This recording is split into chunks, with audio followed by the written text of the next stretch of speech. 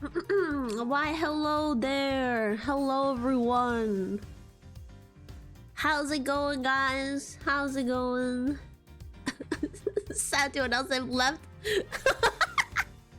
Oh, you're now back in the good old United of States with me and everyone else,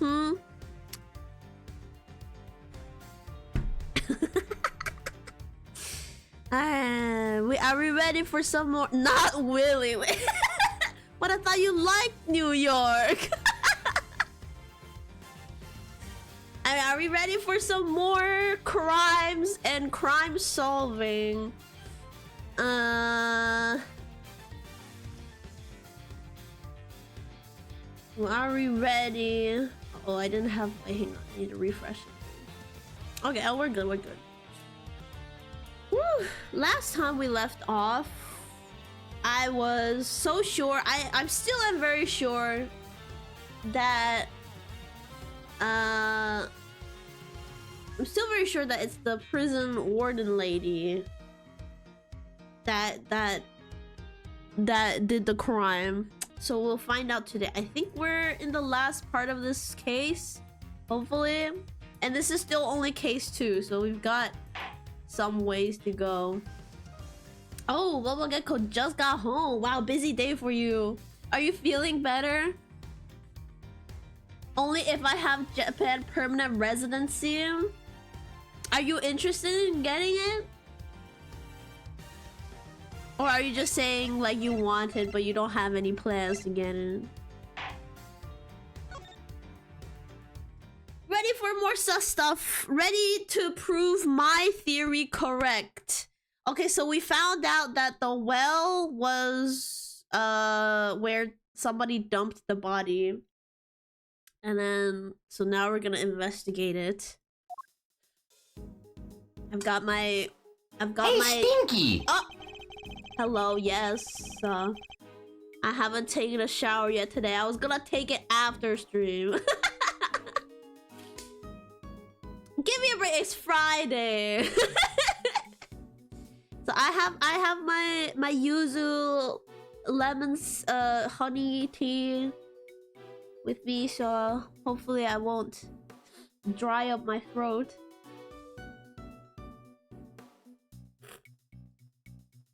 Taking a bath is like making your bed. Do any of you actually like properly make your bed? Cause all I do is I just like put my cover over everything, put my blanket proper. Yeah, all I do is just lay my blanket out and that's it. My bed is made up right now. Wow, how does it feel to be better than all of us? I missed the whole day of investigations. Oh my god. Oh, you missed so much tea. If I do it when you're gonna get my seat dirty a day after. Oh, my god, Gonko, good point. Excellent point. Alright, wait, let me catch Yakoblin up a little and provide a summary. So, a bunch of shit happened. Originally, we were a suspect of this assassination guy. But then it's too convenient. So I thought that the warden set him up so that she can actually get him on some kind of charge, criminal charge, even if she has to do the crime herself and set him up, right? That's what I think. And then, but everybody else currently suspects him because he tried to make a break for it, and he had a tunnel from his cell that led to the crime scene, which we discovered was actually in the holding cell where he was staying. Anyway, so now we discovered that the body was actually dumped in the well through the yard, and that well connects to the tunnel that the guy that tried to escape dug. So now we're investigating the well. So that's basically it. There's a bunch of other stuff, but it's all like all random details. Here we are again. Let's hope we can find something this time that'll finally reveal the truth behind it all. Although that might be easier said than done. I think this is gonna be the last part of the case. There was a dog too. Oh yeah. We got a dog, yeah. There's something left to investigate. Just Gavel's deduction yesterday. There is another possibility, one you seem to have overlooked. The well in the yard. Could a body not have entered the tunnel from there? In summary, the body must have been thrown down the well and moved to the workshop at some point during the show. Tell me, who else could have done that but Mr. Sa- Oh, right, they still- Oh, no, wait. They still think it's our defendant. They still think it's this guy. But clearly it's not him. Clearly, I know who it is. I know you're sus, lady. Carla is innocent, I think. Yeah, she's totally innocent. Okay, she just stole some of our fingers, but that's it. Complete innocent crime. Had Knight's body really been... Don't remind me of Hololive. I can't believe I didn't get the lottery ticket.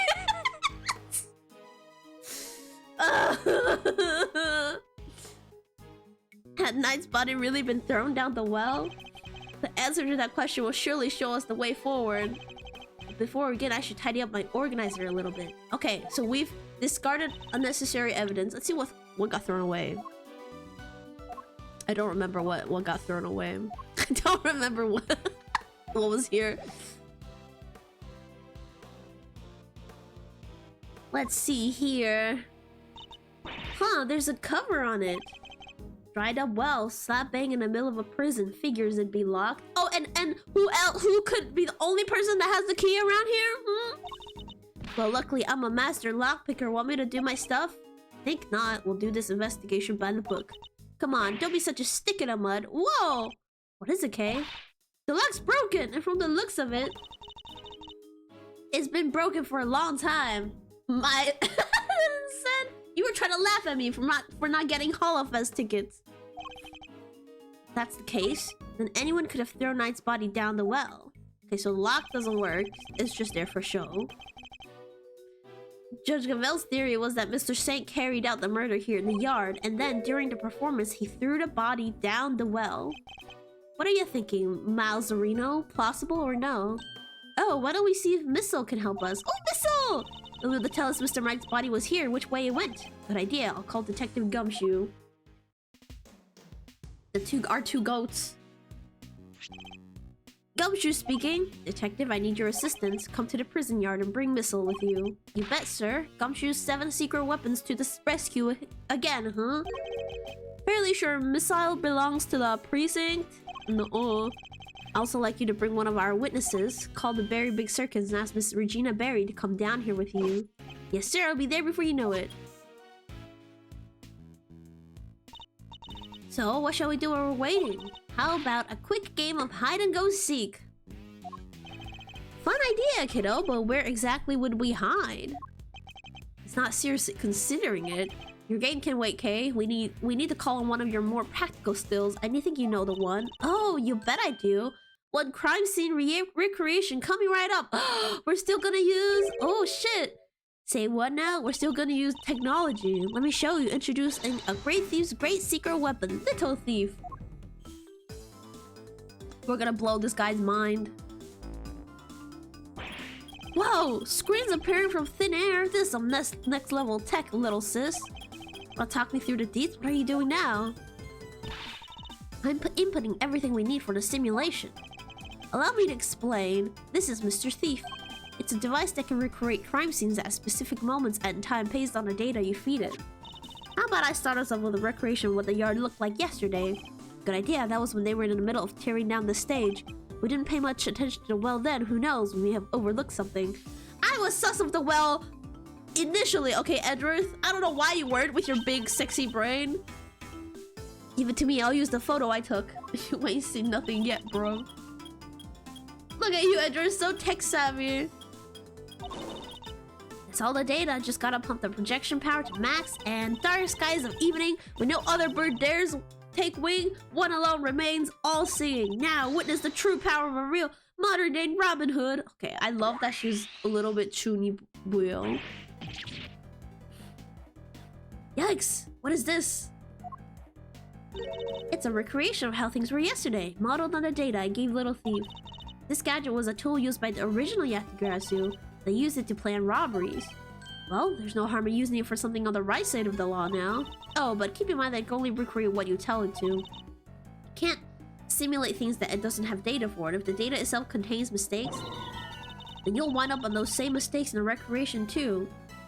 I'm this hologram technology would like go so hard for Hatsune Miku.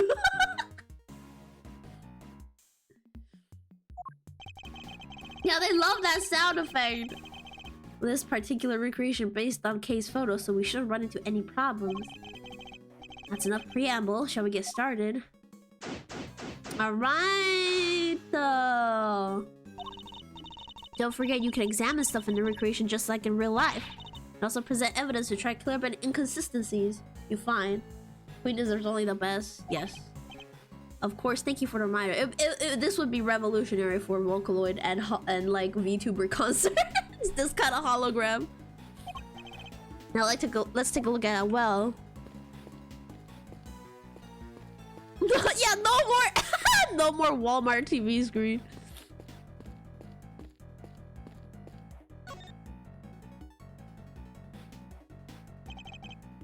We should examine this area. Okay. Let's go up first. Up. There's a pulley system. Looks like this was designed for raising and lowering a bucket. No sign of the bucket though. Okay, but what if it was lowering a body? What are a bunch of pulleys doing here? They don't seem to be well pulleys for lifting buckets. There's a sturdy looking hemp rope lying on the ground. Kind of reminds me of the ropes we used for playing tug of war in school. The answer is no, okay? What? I didn't even say anything yet. I see it also has a metal stick attached to one end. Oh yeah, it looks like something used to put up a tent. There was no tent, was there? In which case, what was it used for? It's a metal weight of some kind. It looks like it weighs... The pressure makes it a little tricky to read. Do you remember how heavy it was? It literally says 30 right there. Sure, it was 30 pounds. His eyesight also failing. Oh, that's right. He needs glasses later on. What's a L? It's pound. It's the symbol for pound. A single 30-pound metal weight was found by the well. What does anyone need such a heavy weight for anyways? It doesn't seem related to the circus show at any rate. Yeah, because it needs to weigh down the body. The well was behind the stage, which means there aren't many people who could have thrown Knight's body down it during the show. It's looking worse and worse for Mr. Saint. So, what do you think all the stuff around the well was used for? Can't see any of the animals needing them for their part of the performance. Indeed, nothing immediately strikes me as a likely purpose. We'll have to ask Miss Berry later. Okay, so the well is all examined. We just gotta examine everything else. These shirts must have been for the audience. Wow, I pity whoever put them all away. Really? Why? Oh, this is the same. This is the same text as when I... Yeah. Yes, this is where the circus show stage stood. Do you think people would be interested in a great thieving show? This is also the same text, though. Haters everywhere. Wicker basket. This is also same dialogue. What was the name of our trunk happy friend again? Azaya the Asian elephant. Okay, she's a clue. Of course, how could I forget? Not exactly inspired though, is it? Was Miss Berry having an off day when she came up with it? Oh my gosh, Edworth! Not in front of the poor elephant herself! She's not even here, Kay! I suspect that's all there is to find for now. Detective Gumshoe should be here soon. Okay, you can power down Mr. Thief now. Sure thing. Prepare to return to normality. That was it?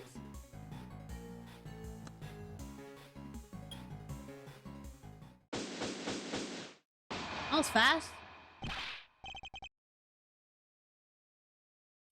No, I hate normality. Freaking normies. Sorry, sir. I came as quick as I could. Oh, why is Missile going off? Why is he aggressive? Okay, chat can't see, but Missile is like growling over here. Speak of the devil. Ah, detective, that was indeed impressively quick. You know me, sir. Never did I like to keep you waiting. For coming all this way too, Regina. No problem. This seems way more fun than rehearsal, so I ditched him for the day. Is she growling at the girl? I don't know. That seems to be the only explanation, I think. She saw so. No, she saw now. It's very much appreciated. All right, detective, let's get started with Missile. He found drugs. She's a 17-year-old is on drugs. Hey, Missile, over here, boy. What's the matter? Come on, boy, come on. See? He's scared of something. What's wrong with him? Looks like he's scared of something, sir. Oh, it's probably... Oh, it's probably this. I forgot about the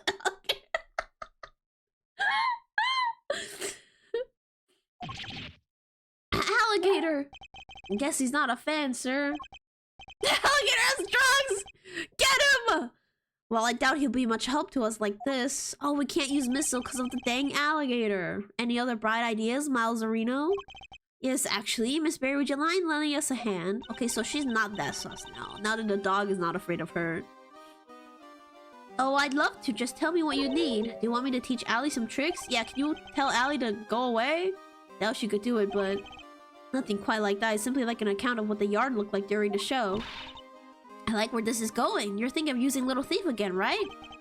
If you'd be so kind. Why did she have to turn it off earlier?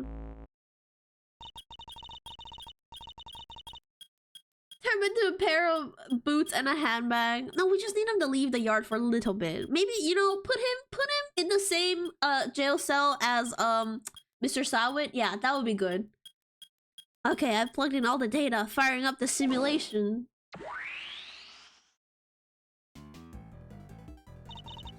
Here you go. This is what the yard was like during the show. Time at which the body was purported to have been thrown down the well. Oh wow, this is so amazing. It's like magic. No magic here, just sweet, sweet data.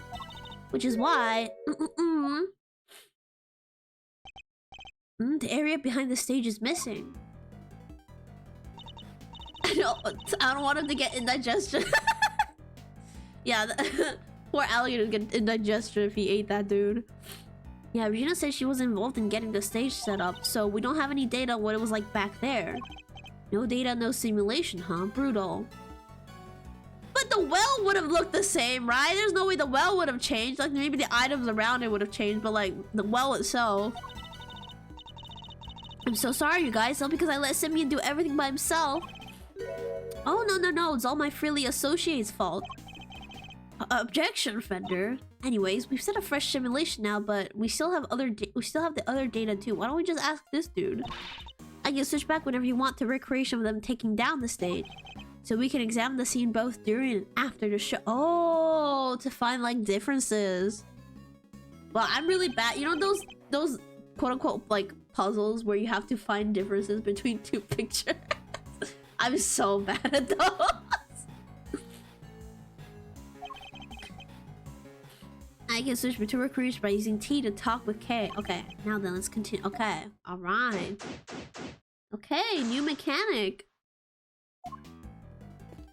Let's see. Oh, there were balls in the cart. No, wait, these look like apples, not balls. It's the pen that held Azea, now empty as the lady herself is on stage. I wonder how they got her in here in the first place. What do you mean? Well, the entrance to the yard is people-sized, and there's like a gazillion megawatts pumping through the fence. Kinda risky, no? Not if one turned off the electricity.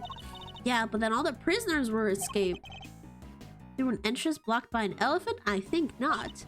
This is a real puzzler, alright? I'll need to give it some more thought. Seems to be enjoying the challenge. I'll leave her to it. Ah yes, distract your little baby niece with a toy so she doesn't get in your way. Yes, classic stat. This pond is home to Warden Lagarde's beloved alligator. Oh, the alligator belongs to the warden. Oh, I thought it came with the circus. So I was like, why'd they leave the alligator here? Is the alligator still over there? It's alright. It doesn't exist if we don't see it. It's already chomping on Edgeworth's leg. This pond is home to... Okay, this is a pet alligator. And look, those bones must be from her latest meal. Some would doubt an alligator could pick a carcass clean like that. You think? I got the feeling that she was rather ladylike in her own way, actually. Would you say so? Well, I do. I have a sixth sense for these things. Interesting talent, though. Not one I'm particularly envious of. Okay. Alligator's not important.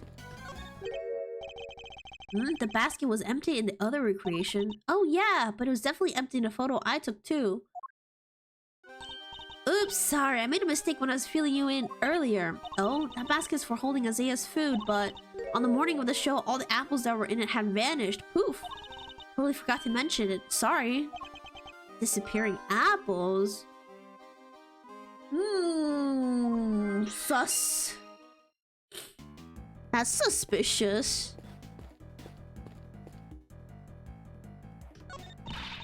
Story of forbidden love between a tiger and an elephant. Wish I could have seen it. Wish I could have seen Simi out there on the stage too. I love how they say he's playing the monkey, but they have him dressed like a clown.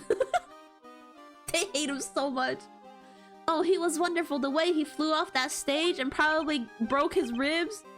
Ah, yes, that scene, yes. His victory is depicted in a very unique manner, wherever the villain sent flying from the stage. Monkeys do be clowns. You take that back about monkeys. Monkeys aren't clowns. They're cool. Having been ejected from the stage doesn't matter. The villain no longer appears in the performance. Yeah. Good one.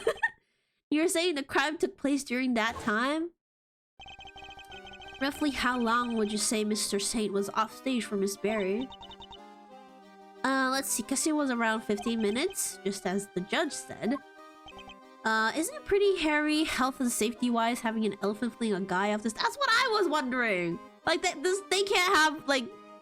Surely, some sort of organization says that's wrong. Not at all. Isaiah's very gentle. Not sure it changes much if she flings him gently or roughly. Certainly not Peter. Peter doesn't care. Actually, Peter would be like, "What? How dare you use animals as entertainment? I don't care if we don't care if the guy dies." Too gentle, in fact. When we first rehearsed it, she barely nudged him.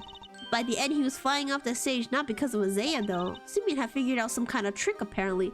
Oh! That's the... Wait a second. A trick? Do I have any idea what kind of trick? Who, me? Oh no, it was Simeon's big thing. I want to know where to start. Has that something to do with the well and the pulley? Like it pulled him backwards?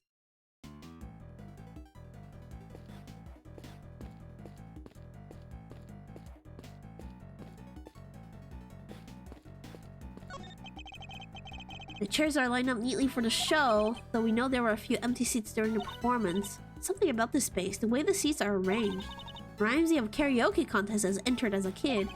You entered a karaoke contest? I sure did, and I got second! Even in the depths of night, when no other bird dares to take flight, one alone soars to shine, the light of righteousness on the world's blight. Tell me you didn't actually sing that. I sure did. She did well to take second place. Or perhaps stole is more apt. Or is it more that she failed to steal first place? I'm overthinking this.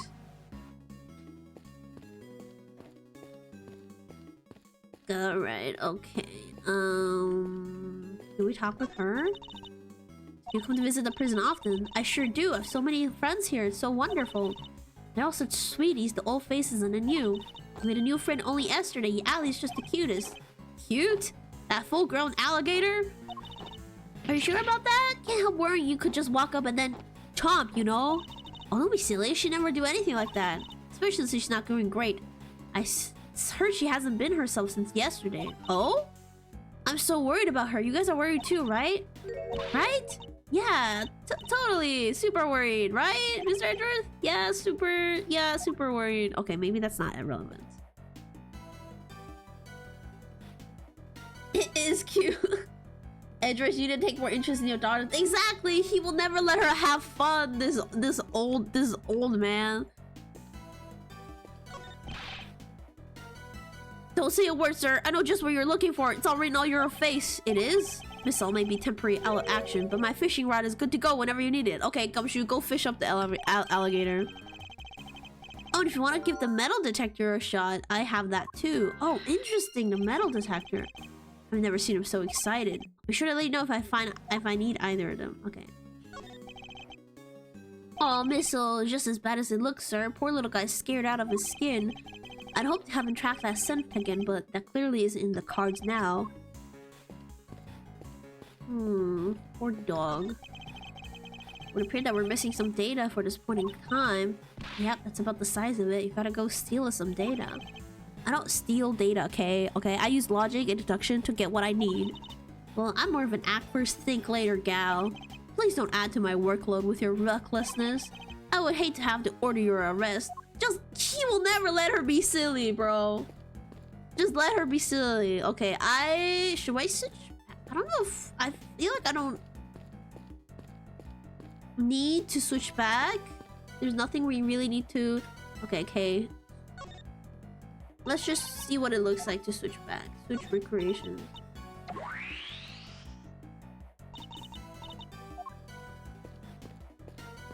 Don't think there's anything we need to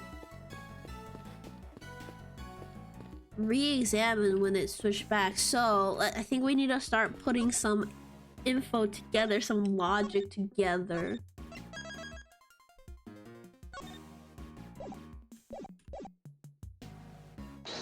Time to think. Yeah, we're thinking. Miles would never call the police on cam. He would, because he knows the police are useless anyways. Okay. Metal detectors, 30-pound weight. I think we need to connect the pulleys and rope and weights to his little flying trick. I think that's how he did that. Yeah, there we go. The trick Mr. Saint performed for his big scene. Could it have something to do with all the items we found by the well? He would call him just to boost her confidence. Yep, exactly. He'd call them to brag about her achievements. Taking another look at these items. Could they not have been used for this trick of Mr. Saint's? Sounds plausible enough. Hey, I could maybe add it to the simulation. Good idea. Please go and ask Mr. Saint for the details. Roger that. I'll be right back. There she goes.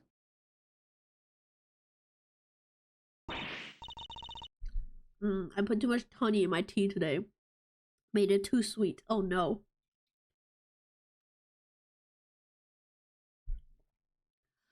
I'm back and he told me exactly how he did it. Excellent. And well, how does it work? Okay, we got a diagram? Okay. He said he used the pulley at the top of the well to suspend a heavy weight from a rope and lowered that down into the well.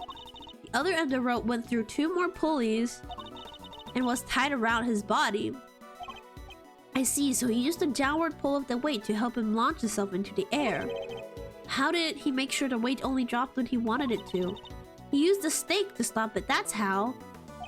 Miss Barry didn't seem to know anything about the trick or the contraption he built for it, in which case I suppose it must have been Mr. Saint himself who pulled out the stake. How did he do that when he was all the way over there? That's right, to do that he used a second length of rope. Okay, seems very, very convoluted. He tied it to the stake and then when he gave it a sharp tug, the stake was released and the weight dropped down the well. It's a great trick. I have to steal it. They could have just eaten him. Much easier. Yeah, and then honestly, like this looks more dangerous than just having the elephant slightly lift him up and like throw him off stage or something. Like he could potentially snap his neck with this technique. It's a great trick. I have to steal it. This one has to go in the Great Thieves repertoire. Not being quite that easy. These kind of circus tricks can require years of practice to master.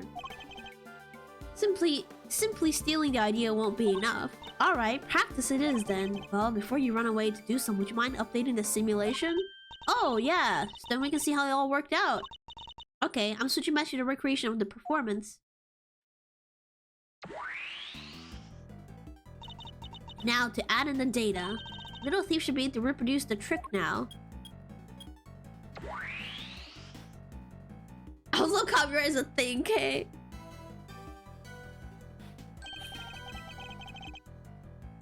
So this is how Mr. Saint performed his trick. Okay, so he never opened the grate of the well. He never opened the lid of the well to do this. Wait, but... Wait. Wait a second. Wait a second. Wait a second. Hang on. Why is the weight still here?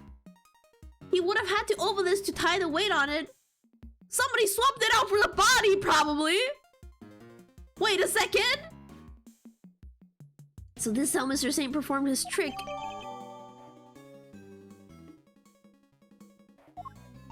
Simeon's full of surprises, huh? I mean, dropping a weight down a well to help him fly off the stage like that, that's genius. Indeed, but I imagine he would have had needed quite a lot of weight. More than him, at the very least. It would have taken some serious pull to lift him into the air like that. Like, yeah, like another dead body, yes. Yeah, and probably a ton of practice.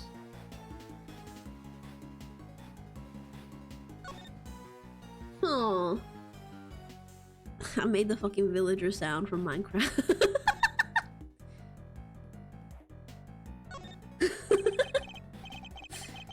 A pulley and a rope. I suppose the two tend to go together.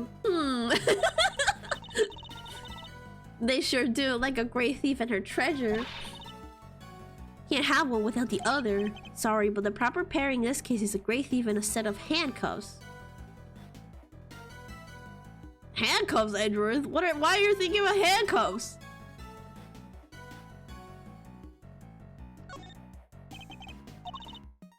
If the rope, there's no pinata at the end of it, definitely no bucket. Don't try to be serious. Do try to be serious, Kay. Pete nice you. Oh, come on, Edgeworth. I'm just trying to lighten the mood. So cut it out with that stare of yours. Actually, she may be onto something. We might want to consider what could have really been attached to the end of the rope. Yeah, like a body.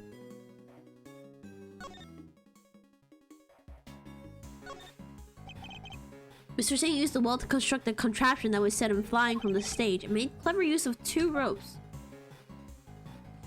Alright. This tarp, it's just like the one we saw in the workshop. Now you point out the tarp. This tarp, it's just like the one we saw in the workshop. Yes, but why is it here? But why is it here? Are you okay, Mr. Edgeworth? You've gone kind of... Oh no, she's stealing his brain cell. She's absorbing them. And I intend to stay blank on you. Stop stealing my thoughts.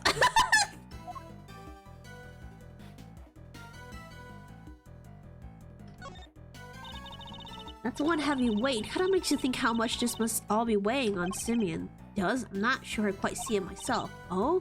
Too bad we don't have the real thing here. Otherwise I'd hang around your neck like a big old albatross. And then we'll see how you like it. You'd face some stiff resistance if you tried. I can promise you that. No, I think Kay can beat up Edward, like, easily.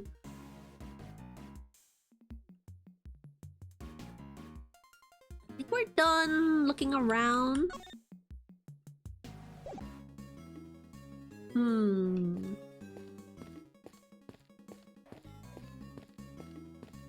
Nothing else we need to examine. I think it's time we think again. It's time we think again. We'll do some thinking. Forioke could beat up Edgeworth. Forioke didn't she actually beat up Edgeworth? Didn't she kick him in the shin or something? During the last game? Having a father-daughter argument. Let's see. Twice I think. Oh yeah. Something heavier than Saint himself would be needed for the trick for... It's found by the well. Metal detector. I don't know what else. I guess these two are the only thing I can think of to connect. Let's try it out. Oh shit, okay, it worked. She's the reason he has bad knees. Oh no. Wait, doesn't this seem odd to you? No? You haven't noticed, Detective? There's something strange about the weight we found. It's how heavy it is. I have no... Listen, okay, I have no, like, frame of reference for how heavy 30 pounds is, because Who the heck uses pounds?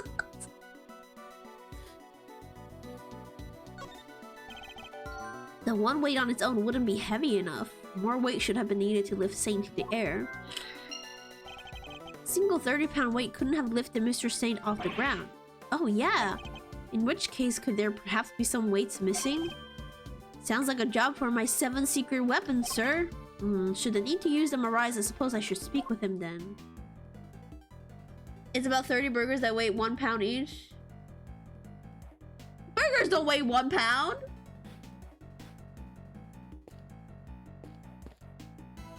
I guess we use the metal detector now.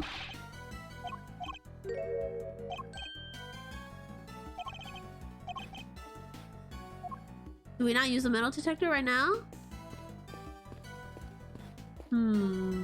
Is there more things we could put together? Insufficient weight. Oh, metal detector and insufficient weight! God.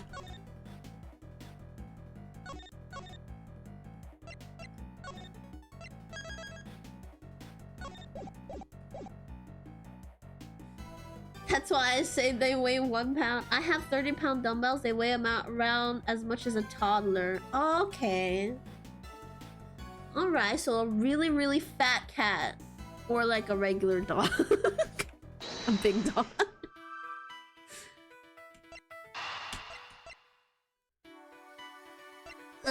Insufficient weight metal detector. We're gonna look for the weights with the metal detector. Yeah, that's definitely not enough weight to, like, suspend a grown man. How much is that in Nintendo Switch cartridges? We all saw the Switch 2 trailer, right? Oh my god! Ugly ass Donkey Kong from the trailer. It's so funny! I'm excited for the new Mario Kart. People are saying apparently they see like 24 spots in it, so maybe it's up to 24 players now. I like him. Detective, I have need of one of your secret weapons. Poor Chaos. Imagine 24 players on Baby Park. Like, just kill me right now. Roger that. The metal detector, if you would be so kind.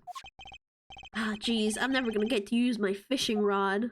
All he wants to do is use his fishing rod. Oh my god, would it be so funny he had to use it later to get something out of the well? Please Nintendo bring back Baby Park. I'm excited for the tease of the new stage because it had like a burger shop on the side of the road. Immediately I was like, I love this.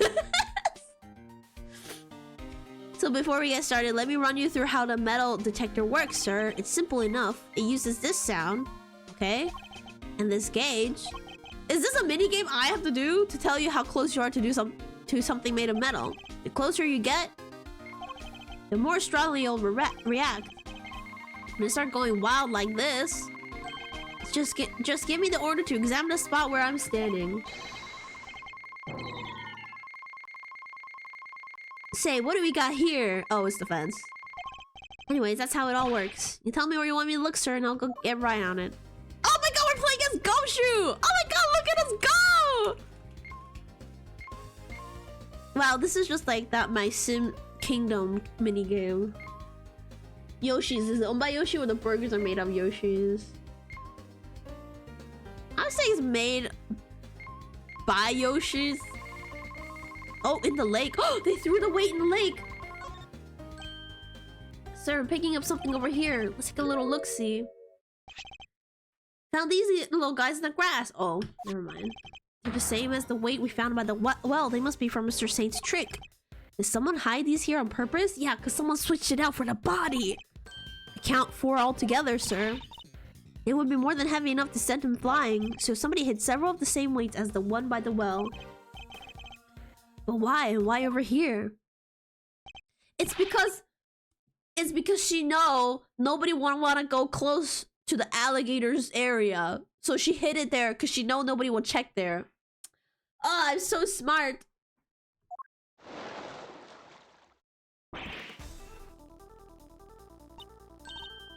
Alligator! That thing nearly gave me a heart attack. Huh? What's the matter, detective? It's the metal detector, sir. It's reacting to the alligator. What? How? It's actually a robot alligator. You sure it's not responding to the weights we just found? No, sir. I'm sure this is something different. I'm sure it's coming from the alligator. Oh my god, the alligator is actually relevant? Time to use your fishing rod, Gumshoe. And she's gone. It ate pennies. Ha! We scared that big snapper good. I don't think that's it, Kay. Huh? Then what is it? Allie hasn't been herself lately. She ate something bad. That's the name, Allie, the warden's favorite pet. She wouldn't even look at the food Warden Lagarde bought her yesterday. She was acting as if, I don't know, as if maybe she'd eaten something that didn't agree with her?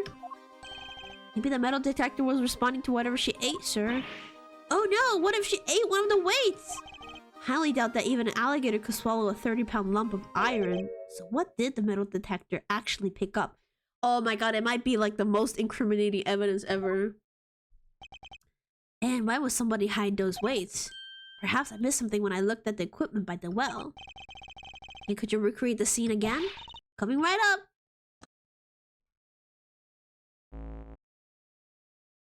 You ride the murder weapon! Holy shit!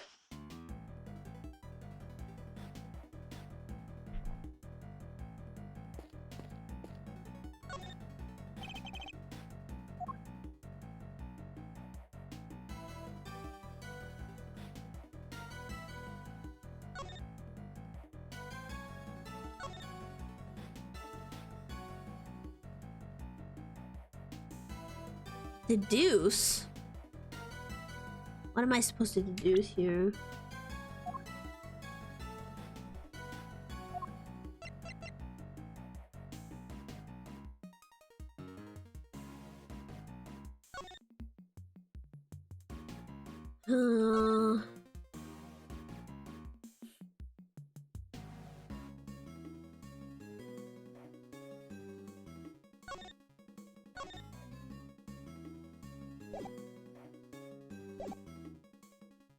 Remember there were 2 lengths of ropes?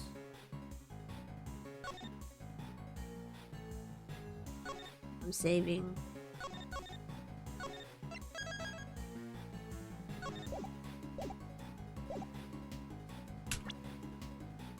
I'm saving 2 lengths of ropes. Wait, this is the other length! This was on his body! Oh shit. I've cracked the case. I said this like 5 times. Nowhere near close finishing the case. Okay, I'm gonna try deducing the rope because there should be 2 ropes, right? 2 lengths of rope. Wait. 2 pulleys. Because the other pulley was somewhere here and it went up.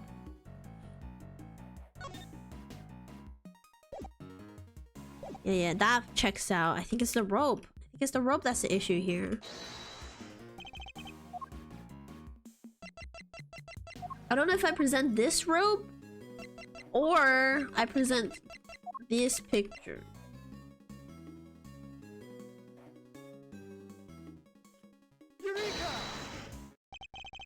Oh, there we go. I think it's the picture. Yeah, there we go.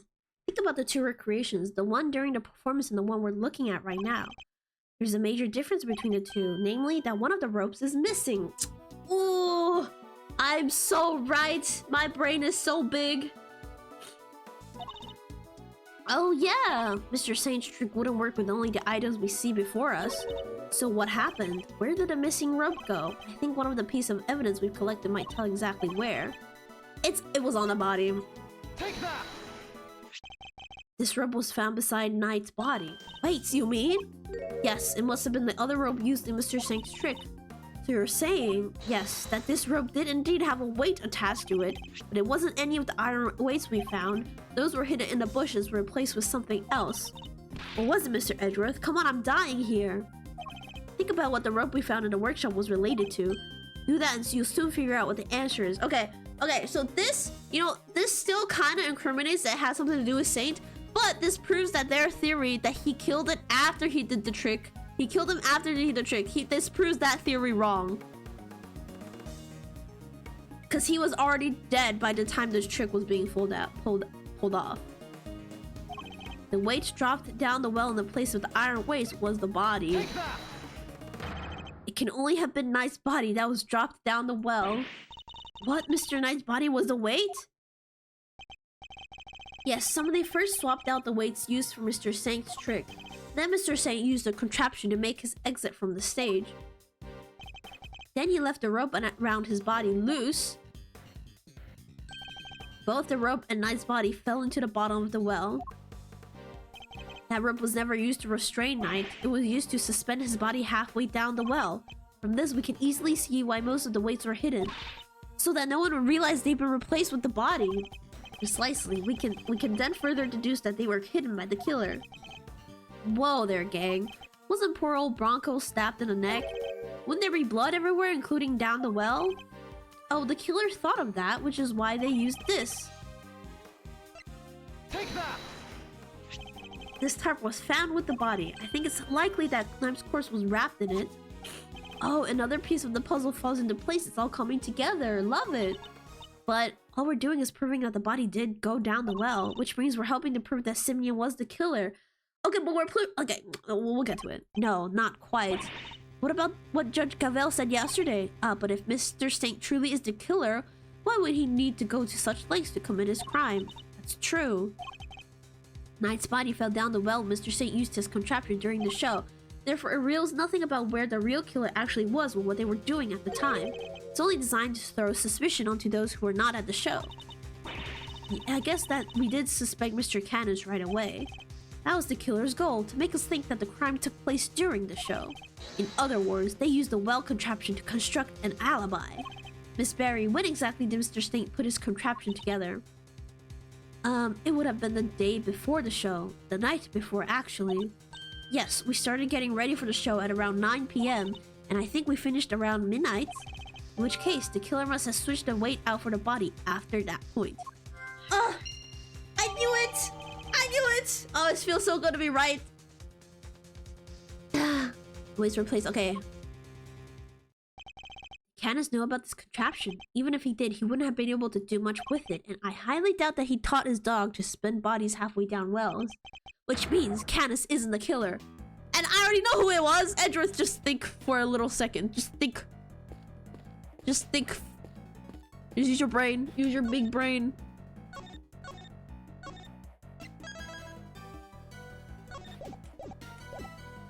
Oh my god. Ugh. Okay, okay.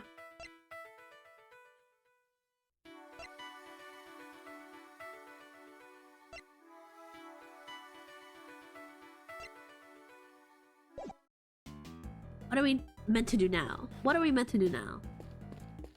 I don't see anything that I can put together anymore. Talk to Gumshoe again. Sir Edgar, I think I cracked the cake, sir. Oh, what if the killer was an invisible man? Oh, Gumshoe. Oh, wow. You solved it. Go on. Well, the weapon came out of nowhere. Nobody knows how the body was moved. Let him cook. No, that makes sense until you put an invisible man in the picture. Detective, don't tell me you really think invisible people exist. Who knows, sir, but it'd be fun to see one though, huh? Yeah, what a winning idea. Perhaps we should make your assignment to Mr. Winner permanent from tomorrow. You gotta be kidding me! That kid probably still believes in Santa. Oh yeah, I bet he still does.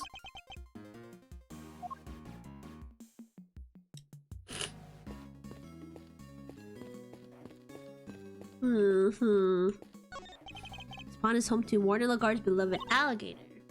Okay.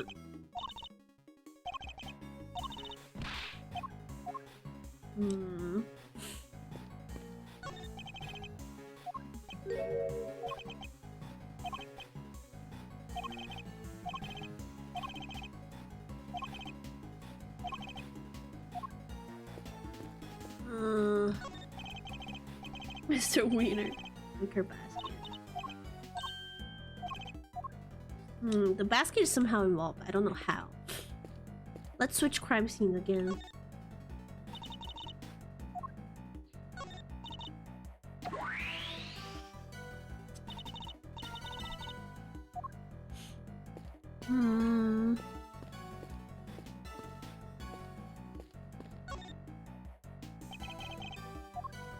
Okay, we're done with the well. I think there's... I think we just have to put some things together now. But I don't know what things go together. I guess it's trial and error at this point.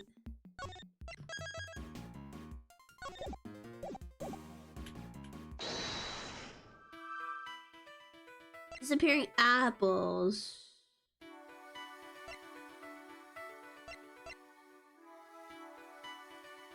These two?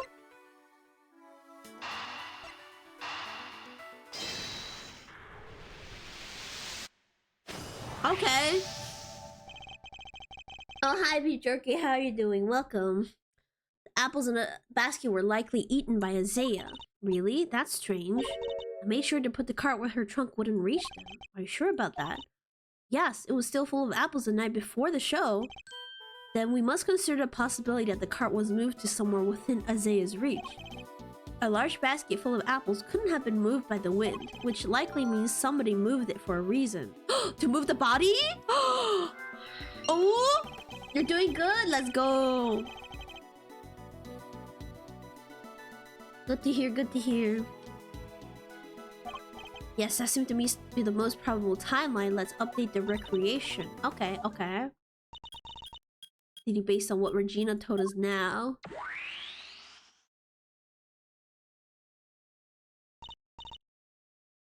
They're all done. Okay, wait, hang on. Little wonder it smelled of animals and was being used for the elephant. To hold Isaiah's apples, right? Yep, it was full of them the day before the show. So they vanished overnight. Oh, did you figure something out, Mr. Edgeworth? Quite possibly. They were moving their body with the thing.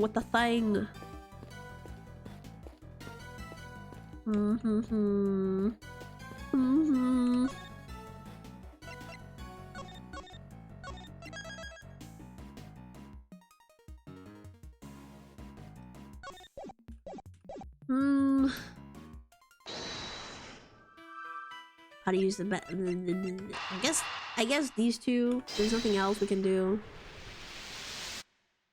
Okay.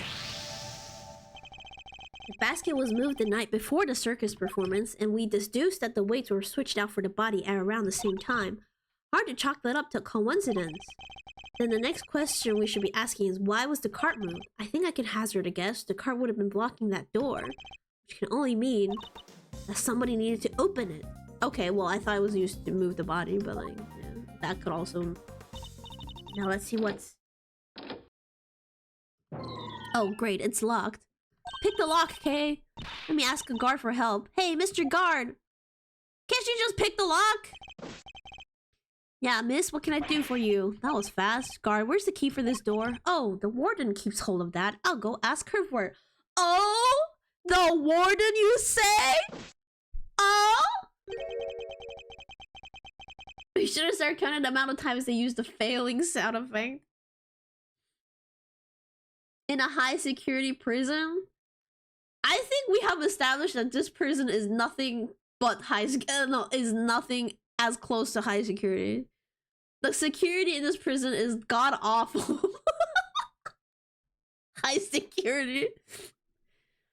Warden Lagarde is the only one with the key, meaning if somebody did open the door, they would have had to get it from her somehow, or she opened the door.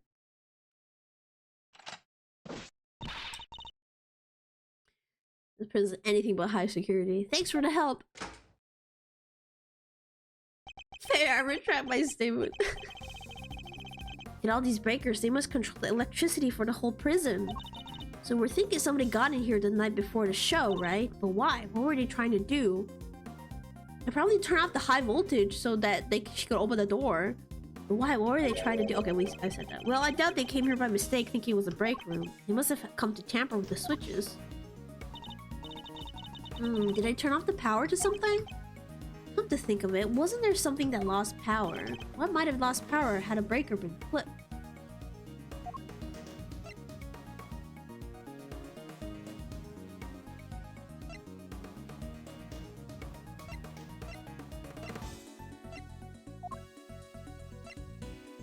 What lost power again? I don't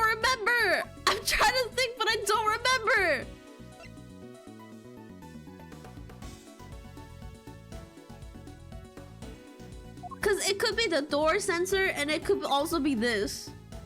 But they did mention something that lost power, but I forgot.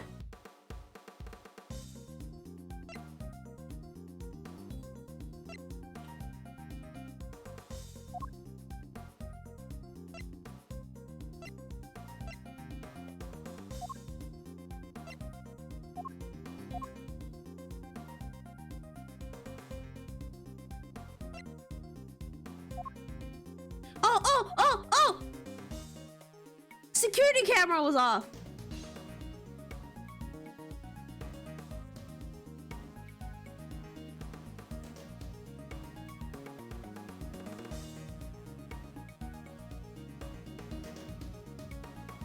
I think it's this, because it had a 3-hour gap in the footage because the power went off. I trust you more than me. Okay, I think it's this. Take that. I knew it, because I made the point. It was like, if the power goes off, doesn't like all the doors open? That was what I said, but in the game it was actually the security camera. There was a 3-hour gap in the security camera footage. Oh yeah, there was. So somebody flipped the breaker, was connected to. It seems very likely. You think it was the killer? It's true that shutting off the cameras would have made things easier for them. It would. Which means the killer would have had to be someone who had access to the breakers. And it seems only one person has the key. It couldn't be, could it? Oh, it absolutely could, Edgeworth. I've been saying it was her since day one. Ugh. Alright, little thief, your work here is done. Okay, woof. Good session, good information gathering session. Good job. Oh my god, not these people.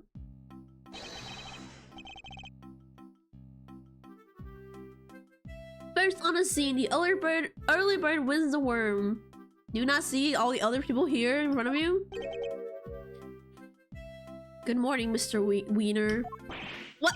You? How'd you get here before me? Good morning, Mr. Edgeworth. I see you made an early start. I see you made a late one, Judge Gavel. Yeah, I've already discovered every single clue there is, so you guys are way late.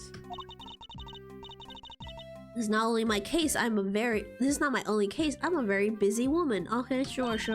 Not all of us enjoy the freedom of a prosecutor relieved of his only current responsibility. Oh, I do apologize. I meant, of course, an associate attorney. Associate. More like asinine. We'll see about that. Eustace, let us begin the investigation of the yard. Okay, I'll go get some officers to help. That won't be necessary. Why not? Yeah, we already finished every single investigation. Like, we discovered everything. Won quite the prize in the process. Won? But I'm supposed to be the winner. Your Honor. I'd like to revisit your theory from yesterday in order to thoroughly disprove it. I would caution you to choose your words carefully, Mr. Edgeworth, as I am sure you remember your badge is in my hands. How could I forget? You told me several dozen times already. Perhaps you care to try a different threat. You have been warned repeatedly, yes. Each time my words seem to have fallen on deaf ears.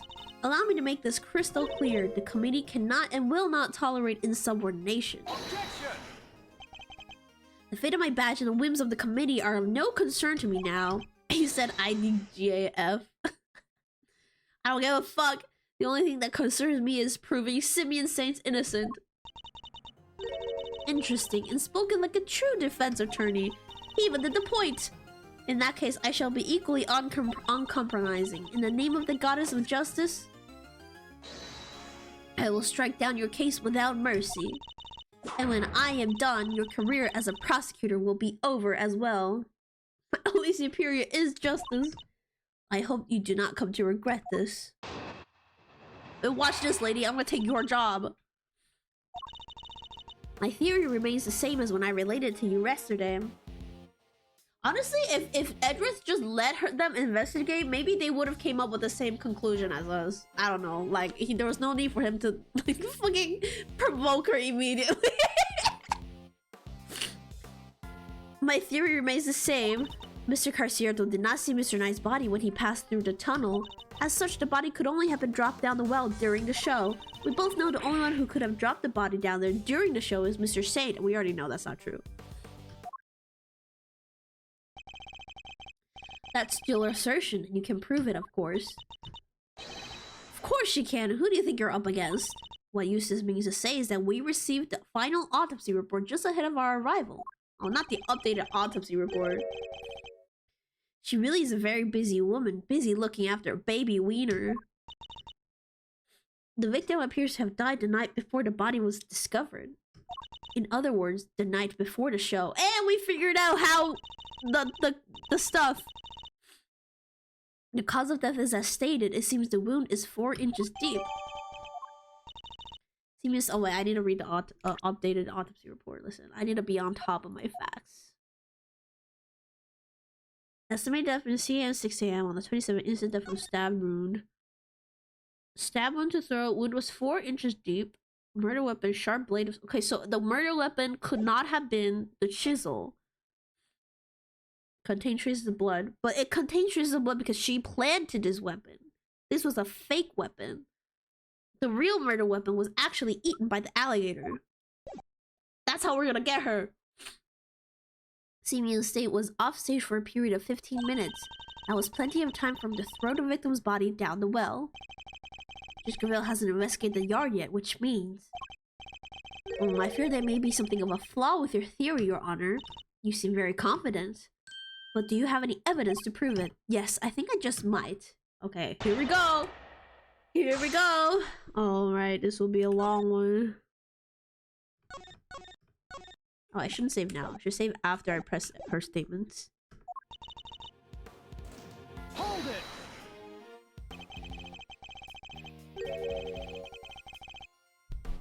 That theory being that Mr. Saint was the killer. You're certainly clinging to it rather stubbornly. And you're certainly clinging rather stubbornly to the idea that Mr. Saint wasn't the killer. Do you have any conclusive evidence that he wasn't? Any idea who the real killer might be? You don't even have any conclusive evidence that he was the killer! What is she yapping about?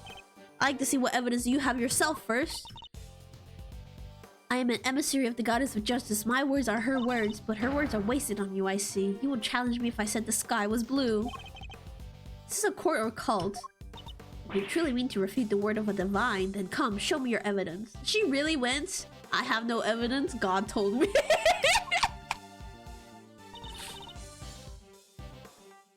Hold it! Is it possible that Mr. Carcierto simply failed to notice the body? Assistant to the associate attorney, you have been through the secret passage, have you not? Whoa, how'd you know? I noticed mud on you yesterday, on that charming key in your hair to be precise. That's incredible. You could be a great thief with eyes like that. Answer me truthfully. In the name of the goddess, would you or would you not have noticed the body had one been present? Well, you know, I guess I would have. There you have it. Mr. Carcierto did not see a body, which means there was no body there to see. Hold it! Could you talk us through your reasoning on that a little more? The day before the performance, Mr. Knight borrowed the keys from Mr. Carcierto, or more specifically the key to his cell. Mr. Knight then used the key to leave his cell and enter Mr. Saint's cage. Mr. Saint took Mr. Knight to the yard in that cage. That's where he killed him. Following day, Mr. Carcierto crawled his way through the tunnel, but there was no body there. Wait a second, that doesn't add up. Mr. Carcierto smelled that sweet smell, so Mr. Knight must have been in a tunnel already. No, his body did not pass through the tunnel until sometime after Mr. Carcierto had crawled through it. Mr. Carcierto used the tunnel right around the time the show was starting. The body was discovered just after the performance, from which you deduce that the body could only have been thrown down the well during the show. Yes, and who the culprit must be. Okay, we know the body was suspended in the well, though. Hold it! Sure about that. Could nobody else have done it? I understand that Miss Barry was on stage for the entire performance. Most of the prisoners were watching, and those who were not have plausible alibis. What about the guards? There were 2 watching the show, as was the warden. Uh-huh, yeah, sure she was. How can it be so sure? A guard could have easily approached the well unnoticed. None of the guards left their post during the show. I have checked this for myself, you know. I took statements from each and every one of them. She's thorough. Are you finally ready to accept the truth that the killer could only have been Simeon Saint? Judge Gavel hasn't carried out a full investigation of the yard. Okay, we have an advantage because we got a whole ton of new information that she doesn't know. We're gonna update her autopsy report.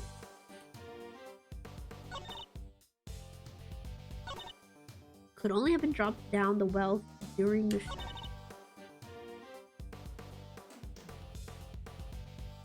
I think it's this statement that's sus.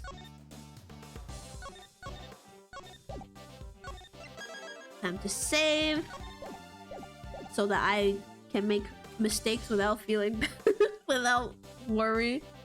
I think we need to present her this. Objection! Nope, it was wrong.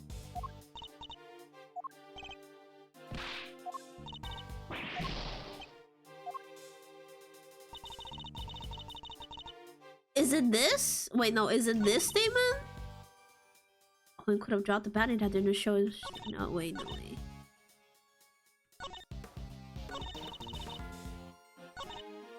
This is true. This is true. This is the wait, what's the wait?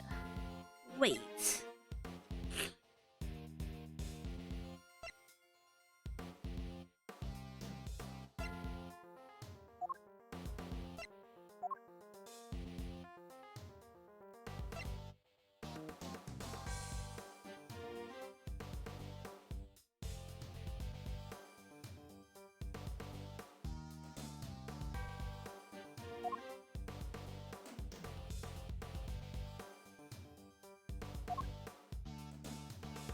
I don't know what I'm supposed to do here.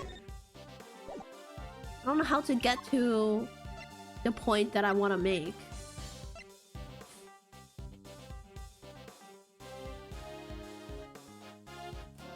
Maybe it's this statement?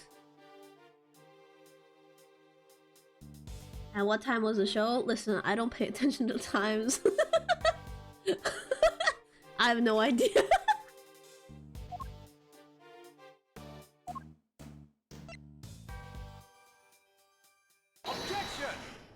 Oh, it was that. It was just the wrong statement. Oh, I'm stupid.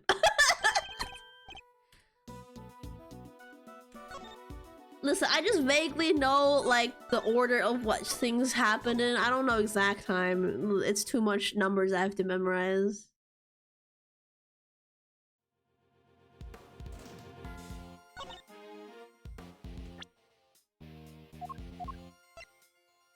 Objection!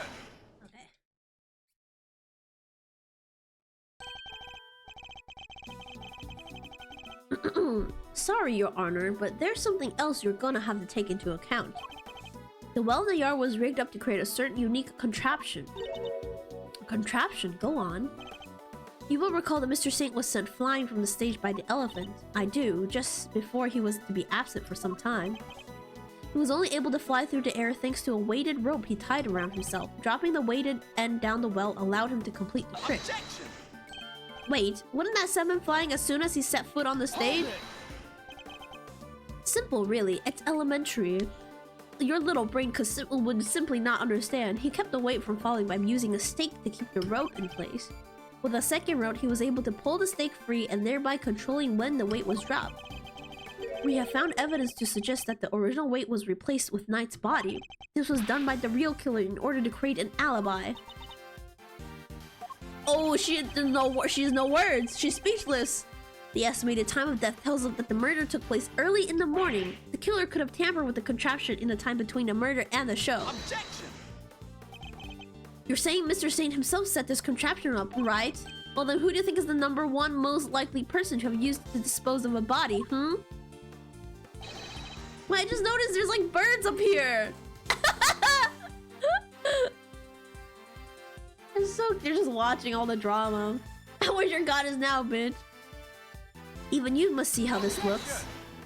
If Mr. Saint was the killer, he would have simply done as Judge Gavel theorized, without these extra steps. Miss Berry, yes? Does anyone else know how Mr. Saint tricks works? Well, let's see. We had to get the prison's approval on what we were going to perform. So, I don't think Simeon's the only one who knows. Yeah, approval from who? The warden, clearly. And there you have it. Interesting. You have certainly been diligent in your investigation. And yet I failed to comprehend your actions still. Why do you not work to do what is right? And is what I'm doing wrong? If so, who is it that deems it so? How can you not grasp even that? How can you not see that you are doing wrong at this very moment? You are a prosecutor and yet you aid the defense? This flies in the face of common sense. You're breaking every rule in the book. I only think of what is right and just, and act as I see fit in each situation I'm confronted with. This is the path I have chosen, and whether you can comprehend that choice is immaterial. But if you mean to stand in my way, I will fight back with all I can bring to bear. Perhaps the goddess of justice is testing me. Very well, if it is her will that we must fight. I shall end this once and for all. Listen well, Mr. Edgeworth, for there's another reason why only Mr. Saint can't be the killer. Oh, she's hiding evidence from us. What's she up to now? If the body was moved from the yard to the workshop, Mr. Knight must have first been brought here to the yard from his cell. The only person who had opportunity to do that is Simeon Saint. And thus he remains the only plausible— Okay, she's still on her bullshit about how he moved him in the cage, blah blah blah blah blah. But we know that clearly the warden had a chance to do that too. I will bash her head in right now. Mr. Saint took a cage with him to Mr. Knight's cell. Why would he do that? Why take such an unwieldy object all the way to the holding cells? Yeah, it is pretty sus. It is— Oh, she said the word! She said sus! But we've all met Mr. Saint. That's exactly the kind of thing he would do. It's entirely plausible that he took the cage with him, out of absent-mindedness and nothing else. It may be plausible, but... I thought it was from the game. I was about to...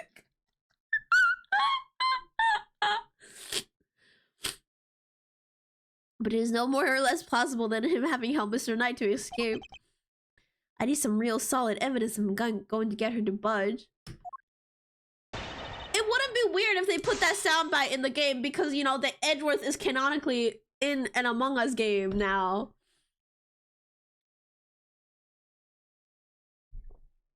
Why Saint is suspect? Okay.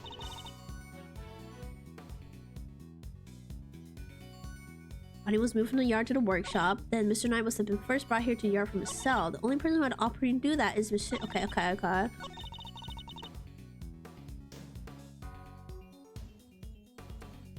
I think I'm gonna press on every statement because I'm unsure, but I think this is the one that's sus because he's not the only person who had an opportunity to do that. Oops, wrong one. Hold it! Would be absolutely hilarious. You seem to think that Mr. Knight was killed here in the yard. When do you think he was brought here? Sometime between midnight and 8 AM, the day of the show. It could have only been during that time. In other words, between the end of rehearsal and the start of the performance. As I was saying, if the body was moved from the yard to the workshop, then Mr. Knight must have first been brought here to the yard from his cell. Hold it! There really no other way he could have come here. Mr. Knight was awaiting trial. If he, a random non-inmate, had openly entered the prison proper, he surely would have been noticed. And presumably none of your witnesses have testified to having seen such a thing. Precisely. Praise be to goddess justice for granting you this insight. So, as you will agree, it can only be that Mr. Knight was brought over here in secret. We're not doubting those. Hold it! You're certain nobody else had the opportunity. Need I remind you that we are in a prison? The entire facility is monitored at all times. Anything out of the ordinary would have been spotted. Mr. Saint was under that same scrutiny, was he not? The warden had granted the members of the circus troupe special access. As a member of that troupe under the supervision of Miss Barry, he is the only person who is free to wander where he will. I Thank God you're not that stupid. That's literally what she said. Thank goodness. Thank the goddess that you still can think. Objection! It seems you've forgotten something, Your Honor. Forget is not a word in my vocabulary, Mr. Edgeworth. Very well, then recall this fact, if you will. You claim that Mr. Saint is the only person who is free to walk around the prison. But there was a brief period of time on the day of the crime in this prison. A time when it would have been possible for anyone to move through the prison entirely unmonitored. It's during the blackout, right? Take that! Mr. Saint is far from the only one who had the opportunity. Which opportunity are we talking about again? We'd previously established that the time code on the security footage was off by 3 hours. And from this we can deduce that there must have been a power outage lasting for that length of time, during which anybody could have moved around the prison undetected. Do you mean to say that our killer intentionally created this 3-hour gap? That it was no simple camera malfunction? Is that even possible? What new information they pull out their ass now? She's still trying to argue that Mr. Saint was the only one that could move around freely, but no, we know that there was a time where the security cameras were not moving or not working, so like anybody could have done anything during that time. So that's what we're trying to argue right now. It was completely possible to create the 3-hour gap using this. Obviously the breakers. Take that! Our investigation of the yard turned up something rather interesting. A panel of breakers, one which can be used to cut the power to the security cameras. We also learned that the door to the power room may have been open at around the time of the murder. What? Such a shame to see one so capable fall so short of the mark.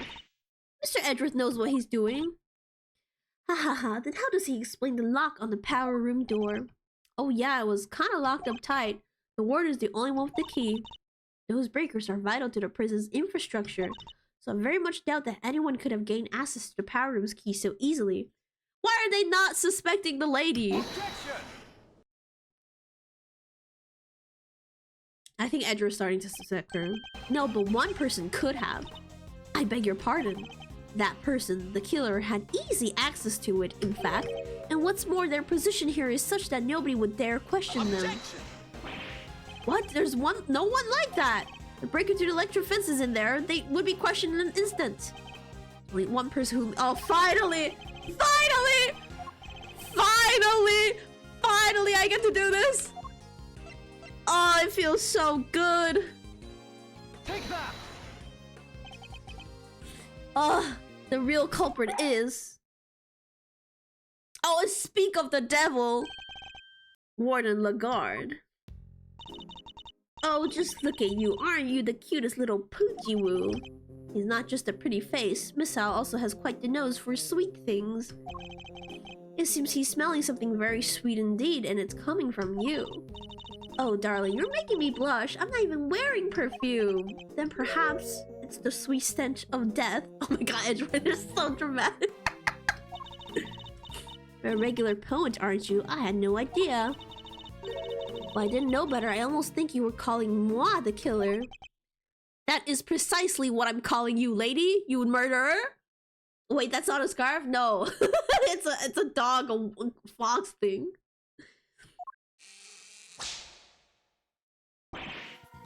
What? Warden Lagarde is the killer. Mr. Edgeworth, do you realize what you're saying? Oh, such a naughty boy. How could he suspect me? I'm the one in charge around here. Ew, stop! Ew! Stop kissing your dog on the mouth! That's disgusting! It's like we're in a murder mystery, aren't we? And equally far-fetched, this is preposterous. Hold it!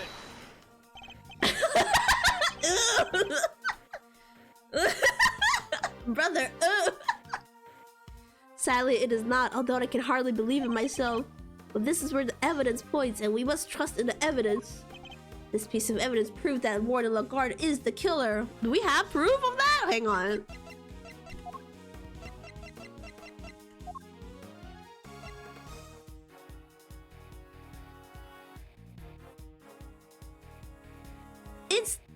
records, right?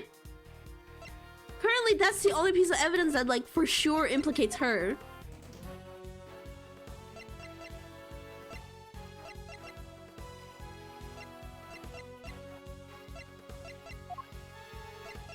I think it is.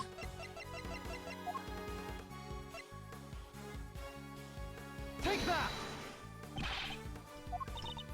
Oh, it's not. God damn it, wait, let me say it first, let me say it first.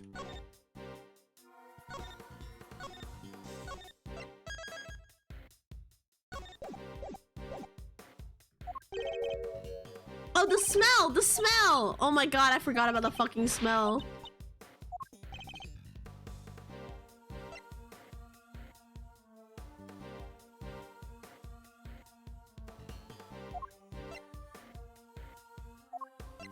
Take that! Your scent betrays you, Warden.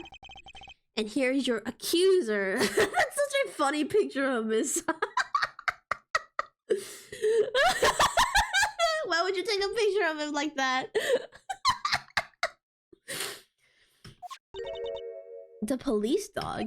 We had him track a sweet scent that was lingering around Knight's body back when it was first found.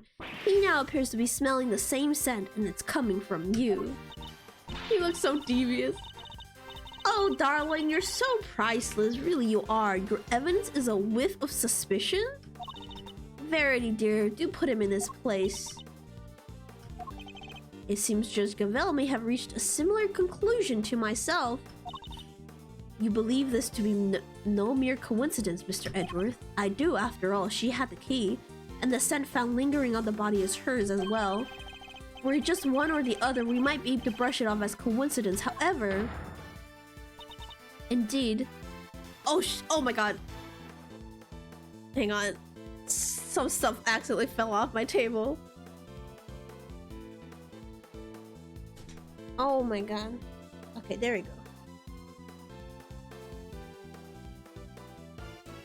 go. There were some wires that that fell off my desk that I needed.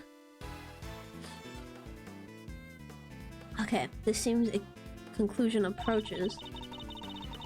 Perhaps we should hear what the warden has to say for herself. We should, and when we have, this case will finally be at an end. Oh, being simply awful. Stop looking at me like that. Me? The kill- Oh, ew! Stop doing that! It's getting so intense that it's affecting your actual... She need to be locked up immediately. She better not be locked up with her fucking dog. Separate them, please.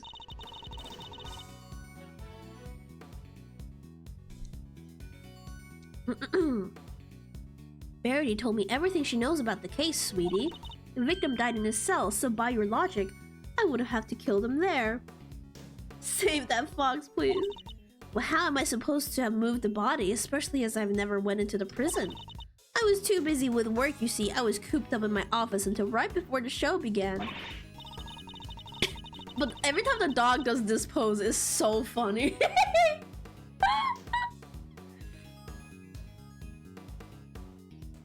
Check if you like. You won't find a record anywhere of my having entered or left the prison proper. Is Fubuki. Oh my god, this is her in the fucking... Yeah,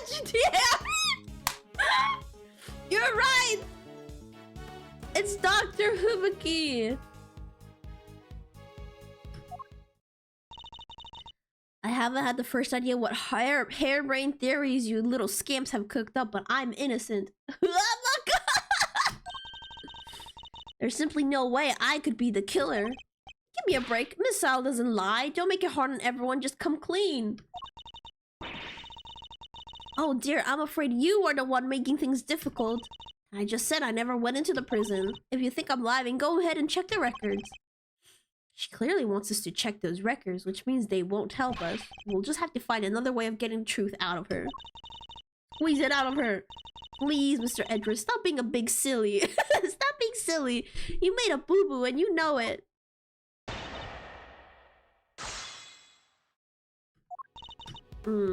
Okay. Gonna press on everything.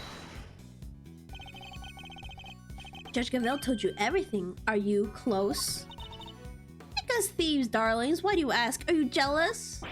Jealous? Of what? I had to ask Warden Lagarde for a lot of information on the first day of investigation. It seemed only right that I share some information in return. Sorry, I had to burp. Oh, Verity, do you have to make it sound so awfully dry? I thought we had a lovely chat. Oh? Toxic Yuri?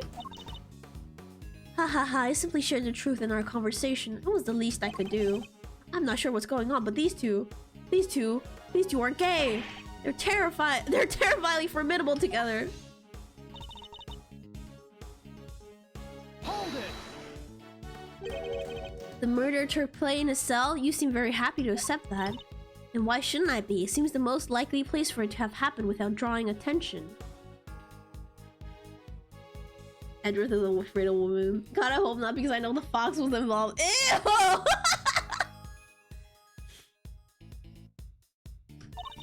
And besides, they found Knight's blood in his cell. Yes, but that was from being struck by Mr. Carciero, though I didn't need to tell her that, I suppose. I take it there's also been no testimony to the contrary? What does it matter? Knight being killed in his cell doesn't go against any of the facts anyways. How am I supposed to have moved the body, especially as I never went into prison? Hold it! Do you have any evidence that you didn't enter the prison? Please, darling, let me finish. I was too busy with... Oh, wait. Hold it! So you were in your office the whole time, and you didn't notice anything unusual? No, can't say that I did. You didn't notice anything missing. I must confess, I am a rather messy girl.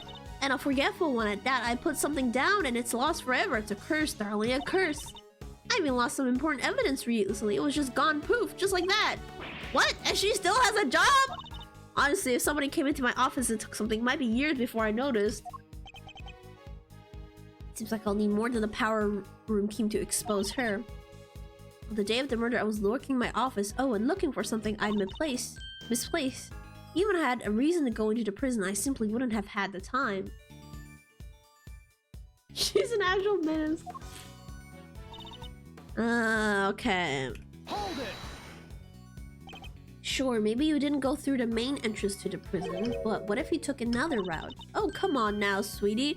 Surely you don't mean that awful, filthy tunnel they discovered. Why, until yesterday, I had no idea even existed. No, you had another way in, I'm certain of it. A route that didn't require going through the main entrance or the tunnel. Went through this location. This, right? This area? She could have gone through here. Take that! Through the fence. Warden, you took Knight from his cell and brought him to your office, which just happens to be connected to the yard. If you had a way through the fence, then you would have been able to circumvent both this entrance and the tunnel. Yeah, very convenient. Hee hee, a gold star for creativity, darling. How would I have gone through the fence, huh? Extremely high fence, topped with razor wire with thousands of volts of electricity going through it. Yeah, how's she supposed to have gone through that, huh? The fence electricity supply can be cut off from the power room, and only you had the key, Warden. No one but you could have done it. Utterly ridiculous. The power room is on the prison side of the yard. Warden Lagarde was on the detention center side. How would she even have reached the power room? Exactly, Verity. Well, Clever Plus, you dug yourself a real hole now. Damn, Edward, you didn't even think of a good excuse for that. You just said it. There's no record of Warden Lagarde having entered the prison proper. And the idea that she could have shut off the fence by using the breakers is out of the question. But there must be some way she could have done it. Take a deep breath, big guy. Lose your cool and you've lost everything. But if I don't find a solution, she might still wriggle out of this. Hey, I said take a deep breath, not freak out and completely lose your cool. There's nothing to be gained by banging your head against the same wall, yeah? No matter how you look at it, Warden Lagarde couldn't have done it alone. Hmm? Oh? She had an accomplice? Objection! You aren't doing yourself any favors by obstructing justice with your silence. That was a reflective... Oh, you did that... You did the objection subconsciously. But now that I've yelled it, if I don't come up with an answer, it's all over. Okay, I feel like it's might be time to save.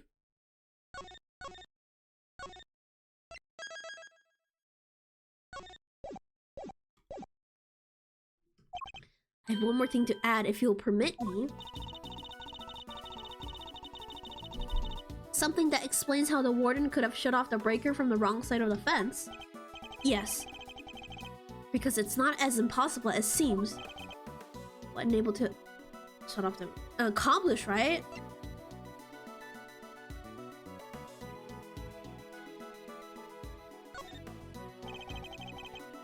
She couldn't have done it alone, but what if she wasn't alone? Oh, now we're talking. Way to flex the old gray matter, kiddo. I believe that Warden Lagarde had an accomplice. Enough, you disappoint me, Mr. Edgeworth. What do you mean? Mr. Edgeworth said nothing wrong? Gumshoe is literally Miss Edgeworth's #1 defender. Like, he can do no wrong. In Gumshoe's mind. The inmate of this prison are all issued with security bracelets. But there's somebody's bracelet that didn't work. Oh, Mr. Sawa was in there all along. Because he's a model prisoner. And that's why she really likes him. Oh. The one that raised the alarm if people go where they're not supposed to. Oh, I see that you realized your error, and we are of course within the prison grounds. Where not only are the bracelets worn, but even the guards surveil each other for signs of wrongdoing. Despite all that, no one noticed Mr. Carciato's escape? Yeah, this prison's a fucking joke. The only ones who are free to roam are the animals, and they most certainly could not have operated the breaker. No, our accomplice must be human. Then who did it, given that it cannot have been a prisoner or a guard?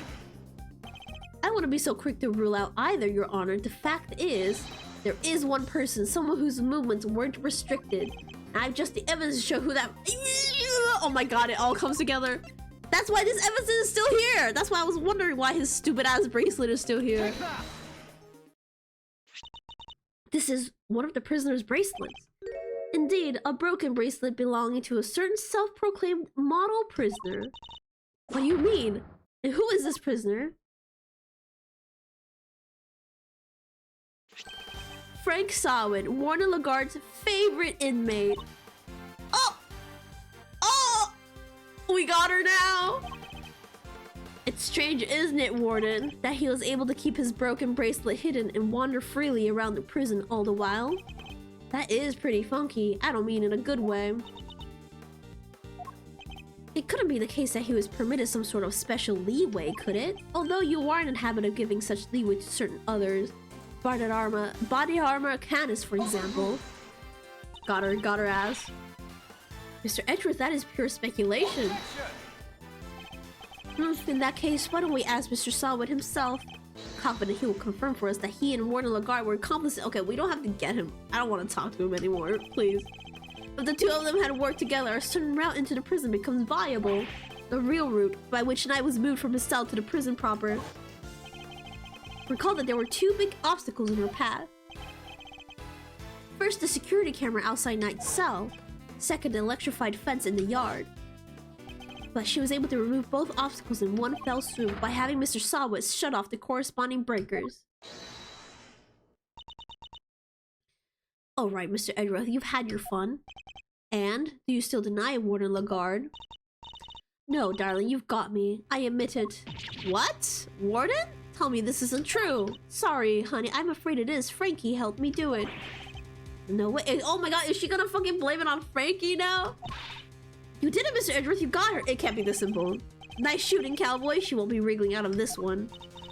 As Mr. Edgeworth said, I have Frankie switch off the breaker, but we didn't kill Mr. Knight, did we? No, we didn't. What? Warden, explain yourself. What's she playing at? What is she doing? Oh, Verity, dear, I doubt your precious goddess will want to hear my excuses now. She's all merciful. You have but to confess, and you shall be saved. Oh gosh, alright. I was being threatened. I had no choice but to do as he said. Oh, she's still trying to blame this guy. She's still trying to blame this guy. Oh my god. Who's he? Body armor of Canis, that awful assassin. Canis? How long has it been since that awful man came here to my beautiful prison? I'll never forget the day he arrived.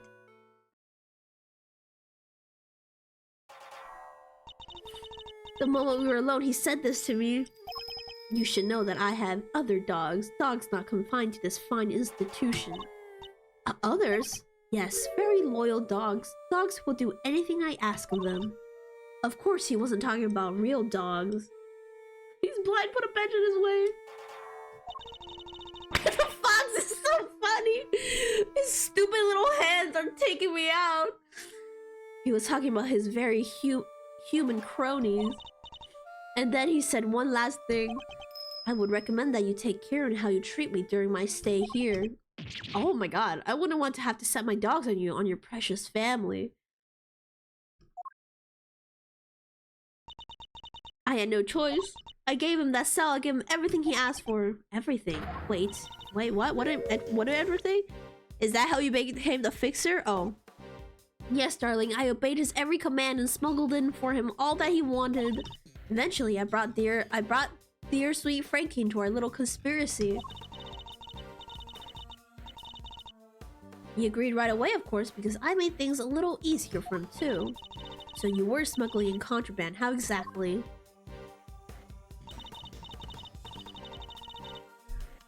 Once a week late at night, Frankie would shut off the breakers. That allowed me to go from my office in the yard without being seen by the cameras. Oh, could Knight have just saw him do this and they killed him to shut him up or something? Then I simply dropped the packages down the well on the prison side and went back through the fence. Each one of them spritzed with a little of my perfume. So that's what the sweet smell was. Yes, it was a signal for Canis's dog. When he picked up the scent, he would fetch the packages and bring them back to his master. We had to make sure Rocco was in his cell at the time, of course. Can't have been easy keeping him from finding out. Oh, we're all very much creatures of habit here in the prison, darling. Everything runs to a schedule. Meals, exercise hours, that sort of thing. We knew when he wasn't there. And that adorable little bear of his freezes with fright at the sight of Canis's dog. Poor thing. There was no risk of him raising the alarm either. She has oversight over everything here at the prison, which made her the perfect mule. Her on his side, Canis couldn't fail. Frankie would see Gambit early in the morning to switch the breakers back on, and our work was done. Apart from fixing the time codes on the camera, which I would do later when I got the chance. You have shared a great deal, Warden. The Goddess of Justice will surely take your honesty into account. I've been the most dreadful fool. I know I have. I'm supposed to be the one in charge. The day of Knight's murder was also one of our delivery days, and so Frankie, bless his heart, did his usual work with the breakers. But there was no package for me to deliver that day, so I didn't go out into the yard. So that's the secret behind the fixer system, and why she was... Police have been trying to track down his accomplices for the longest time. Even I've oh, okay, so that's... Oh my god. That's why she wanted him, like, to talk so bad. Heaven knows how many times I've hauled the secretive scoundrel into my office to talk to me. No matter what I say, how much evidence I present him with, he simply won't say a word. That's why you were interrogating Mr. Canis over and over. Exactly, I was trying to track down those horrible hench people of his. I borrowed everything the police had on that rotten scoundrel. I watched his every move, intercepted every letter he wrote. No, I still think he's trying to set it up, because how would this one piece of evidence proves it, because this was in police custody and she was the only one that could get this. His letters, then I suppose she must know about his correspondence chess games too. But no matter what I did, I couldn't turn up any clues as to who his underlings were. Living in fear like this, it's... oh, you just can't comprehend it. As you have just heard for yourself, Mr. Edgeworth, the words of Warden Lagarde's confessions have cleansed her all suspicion. It was that easy? Oh my god, girl, please. Surely there's no need to hound her any longer. She's really been cleared of all suspicion, though. Is there more about her to uncover? There's definitely more. She's not innocent at all. There's no way. But I'm gonna save just in case.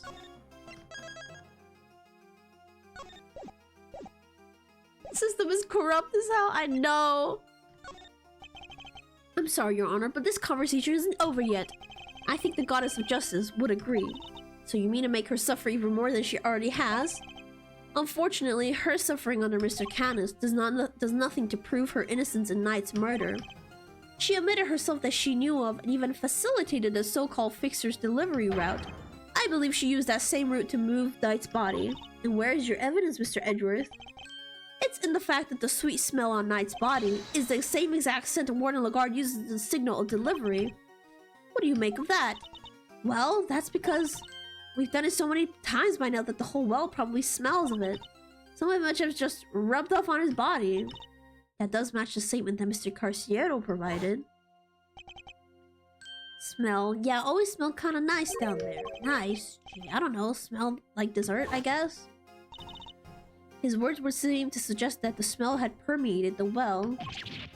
You've been rendered speechless, I see. Then I hereby move to adjourn this session of the court. No, what do we do, Mr. Edgeworth? What can I do? Was this as far as we go? Finally, so we're actually done? Yes, Eustace, it seems we are. Okay, but if the tunnel always smelled like that, then what? How would the dog know to go pick up something that was there if it always smells like that?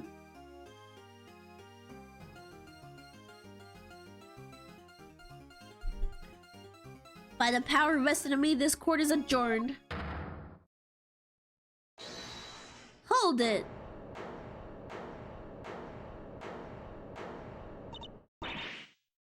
Who was that? Come on, Judge. Things are just getting good. Fender, are you objecting to my adjourning this session? No. Who would have shouted objection if I wanted to do that? You do you, G. Adjourn, don't adjourn, whatever floats your boat. What are you doing, Mr. Fender? Don't worry about what I'm doing. Let's all just take a chill pill, shall we? By which I mean a square of chocolate goodness. Anyone? Are you trying to get yourself charged with contempt of court?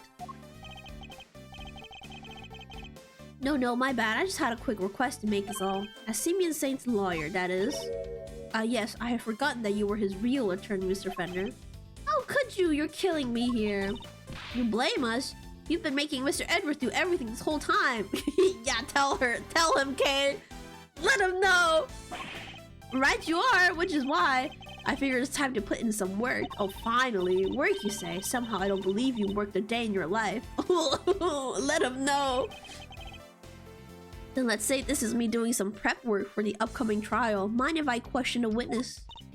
Now? Amusing, but what is there left to ask? I've got a feeling in my funny bone that Thieves here has something more to tell us about the killer. Do I? Yes, indeed. See, as a major player on Team Simeon, I can spot a sympathizer when I see one. And you don't think he did it, did you? So tell us who did. Come on, spill the beans. We're all ears. Mr. Edgar, what's he doing?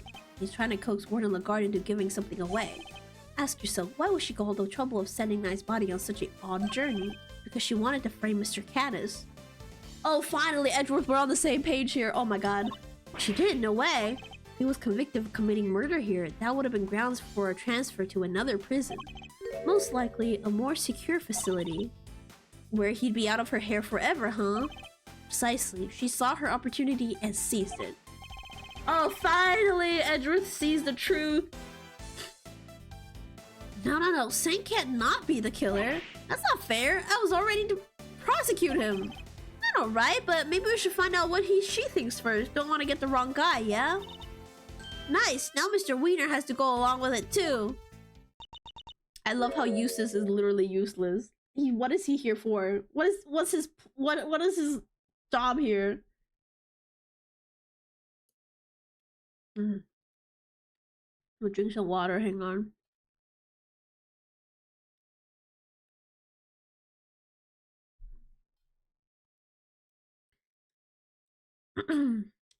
Well, Warden, are you happy to testify further? Of course, how could I refuse the silver-tongued devil? Eddie, kids, you have such a way with words. Just doing my job, thief. Besides, one can't tell the truth without telling the whole truth, can one? I'm slipping dying to tell all, Verity, darling. Do say you'll let me. As you wish, court is unadjourned. I believe you pulled that off, Mr. Fender. Ew, me either. Do all Do all defense attorneys know how to stall and make shit up? It seems like that's all they know how to do. Thank you for the timely intervention. It's a must. Hey, it's the least I could do. Kay's not wrong. I've been leaning on you hard, and besides, defense never rests, am I right? Some means depending on us. Sadly, I think I just about exhausted my reserves of cool lawyer chat there. We can't foul this up now, which means you're up to the bat. Miles McSmiles? Show them that never rest spirit. I shall. Fabulous, then let's get started. Oh my god.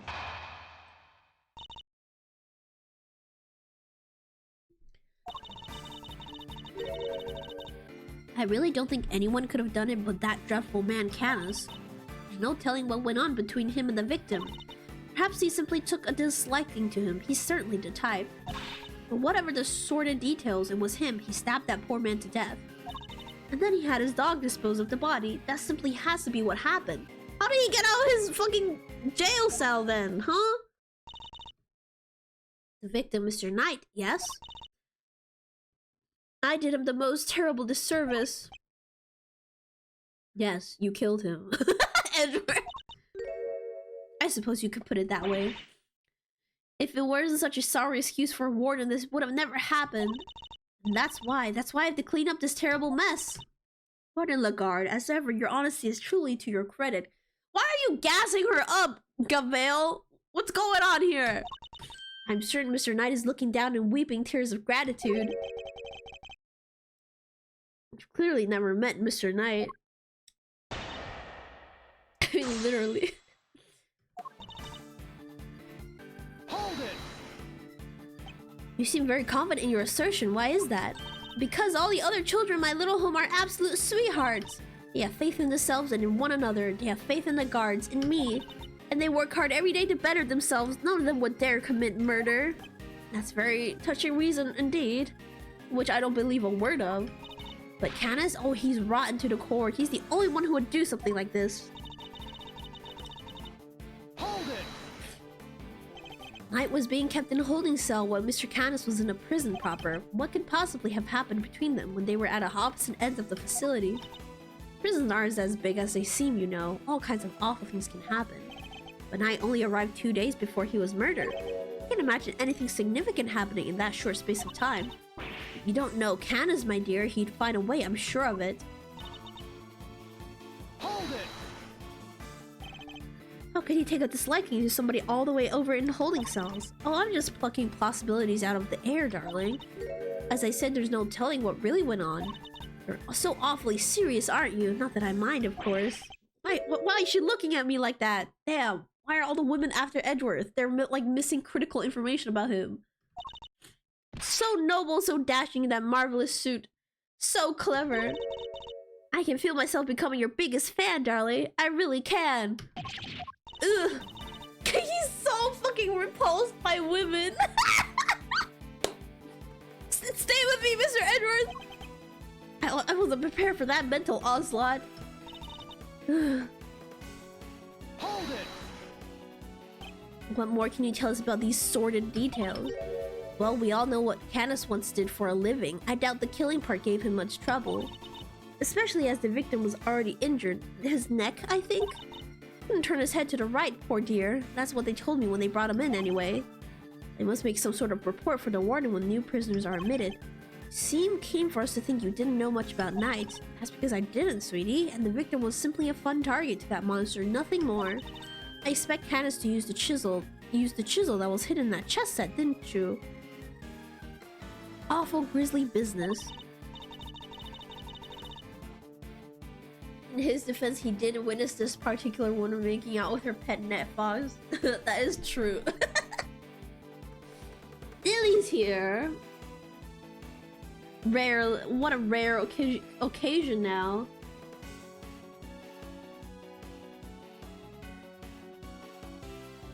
How are you doing lately, Dilly?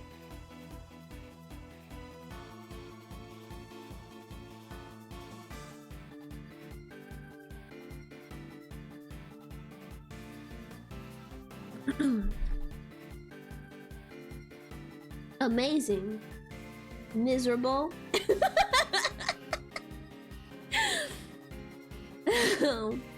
Wait, your stream delay is not that bad today. Just imagine, the man probably didn't even have time to cry out. I see. Thank you for your thoughts. They were very helpful. It'll get there. Actually, I'd like to hear about them in a little more detail if you don't mind. Oh, Mr. Edgeworth, you're making me blush. I could chat with you all day. He hates women so much. Oh, don't look so nervous, darling. I'm only teasing. Of course we can talk about them some more.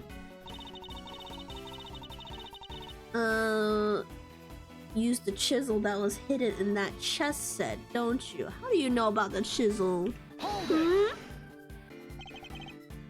And which chest set would that be precisely? Why, the one the victim brought in, sweetie. Do try to keep up. The victim was certified chess fanatic, or so I'm led to believe. But the naughty boy snuck a chisel inside. Can you imagine? How does she know about the chisel in the chest set? That's what I'm saying! Oh, she's slipping. Girl, you're slipping. What a rookie mistake.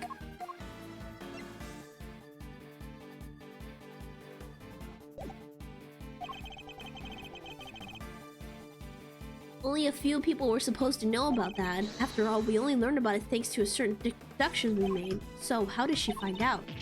Of course, in the hands of a killer like Canis, even a chisel could serve as a deadly weapon. Also, we know the chisel not the murder weapon because the wound, the updated autopsy report said the wound was like 4 inches deep. There's no way that was a chisel. Easy work. And then, okay.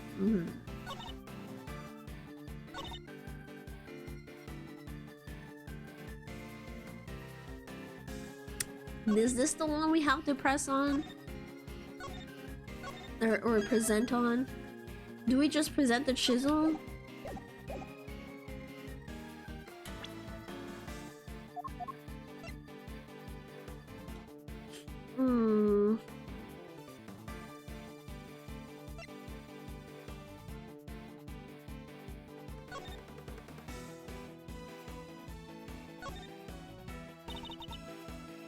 The bell is the same as the one on Helmut's collar, right? Yes, the bell is something of a trademark. Assassin with a trademark, you think you want to stay anonymous. Is that the true of great thieves too? Oh, Mr. Edgeworth, you don't know anything about great thieving, do you?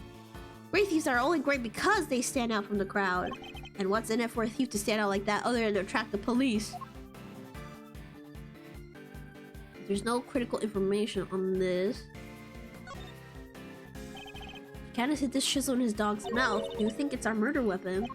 Too early to tell, but the fact that blood was found on it is certainly incriminating. At the very least, it's not something we can discount as unrelated. I think we just present the chisel, right?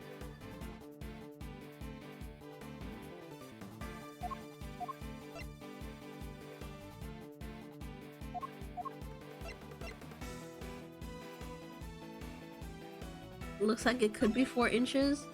This cannot be 4 inches. This whole thing could be 4 inches, but the blade part could not be 4 inches. This is not 4 inches. They said the wound in his neck was 4 inches, so he literally could not have stuck this whole thing, and we're gonna assume that only the weapon part was stuck in it, and this is not 4 inches. You have to be stupidly strong to stab someone with a chisel. At that point, you wouldn't need a weapon to kill. I'm gonna present the chisel. Oh, it's wrong.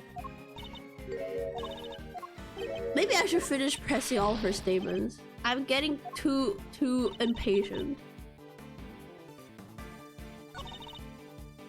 Hold it. You seem to have very strong feelings about Mr. Canis. Well, of course I do. I told you what he said to me. What an absolute menace he was to interrogate.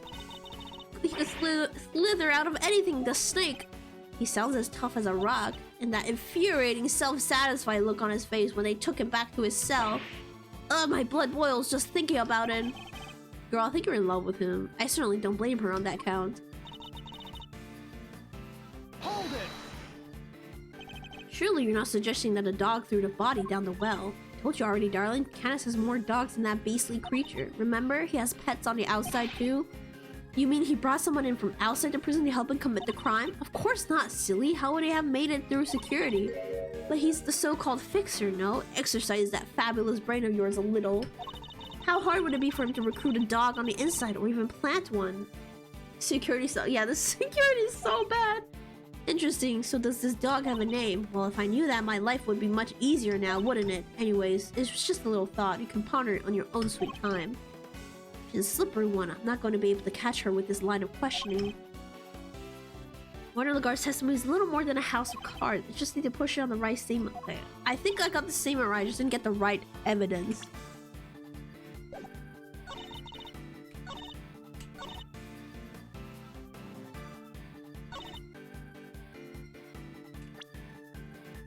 Is it the chess set? That's the only other thing I could think of to present regarding the chisel. Objection! Oh my god, it was. Oh my god, this game. I swear to god, this game. No, no, no, no, no.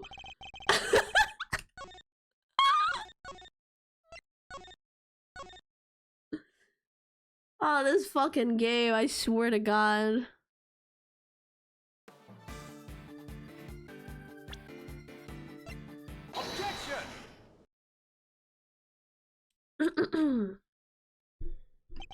Warden Lagarde, you strike me as being more careful than the image you project suggests. Oh, Mr. Edgeworth, please call me Fifi or Sweetie Pie if you prefer. However, I think you may have been a little less careful than you realize in this instance. Tee-hee, aren't you just the most adorable little creature? Don't be embarrassed, we're all family here. Oh, she knows how to get him riled up. She knows how to fluster him. Come on, Mr. Edgeworth, don't let her get inside your head. You said earlier that you didn't know much about Knight, in which case I find it rather strange that you know about the chisel. Well, of course I do, darling. Do you think we don't check prisoners when they come in? Then why'd you let him go through with it? Objection! You're not talking your way out of this, Warden. That is entirely irrelevant, and you know it. Knight didn't bring the chess set into the prison himself. It was brought by Mr. Sage when he came to visit. Knight wouldn't have had it with him when he arrived. What? Well, I mean, of course that when Mr. Saint came in, we... You checked him? I find that hard to believe, because if you did, that makes your story all the stranger. If you found the chisel, why did you not confiscate it there and then? Ooh, Judge Gavel, did you tell anyone about the hidden compartment in the chess set? I did not. Ooh. If no one leaked our findings, then how exactly did you learn about the chisel, Warden Lagarde? Because it certainly couldn't have been when you checked Knight or Mr. Saint on their arrival. Indeed, such a thing would imply an intentional oversight if it had been found, yet let through. I mean, she's already gonna lose her job for, like, smuggling things into the prison. Precisely so, Warden Lagarde. And answer truthfully this time. Where and when did you learn about the chess set? If you... Oh! Alright, darling, there's no need to rub it in. You got me, alright? Huh? I questioned Knight. That was when I learned about the chess set. Please, you have to believe me. I did not kill him. Oh, yeah. Oh, sure, I believe you. One moment, Warden. This is a significant development. Court requests that you make a detailed statement on the record. Any objections, Mr. Edgeworth? None, Your Honor. Okay, you know, the judge is growing on me. She's a little bit like the alpha male. Like, she's gonna be an obstacle, but she's, you know, in the end, she's still gonna be, you know, pretty reasonable. Thank you, darlings. I'll clear up this awful misunderstanding, I promise. Oh, stop! Oh, gross! Oh my god. I wanna throw up.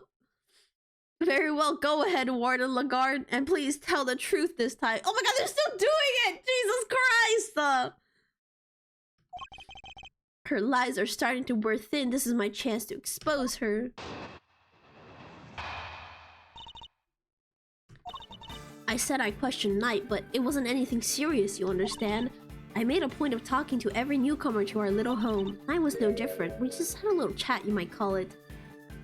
She's got that dog in her. Ain't no way.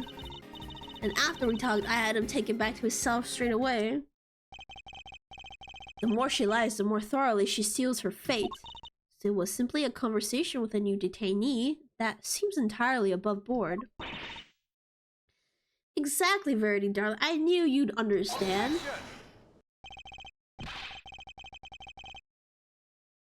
Well, I don't. What proof do you have to back up your statement? I suppose we shall see, won't we, Mr. Edgeworth? You may begin your cross-examination.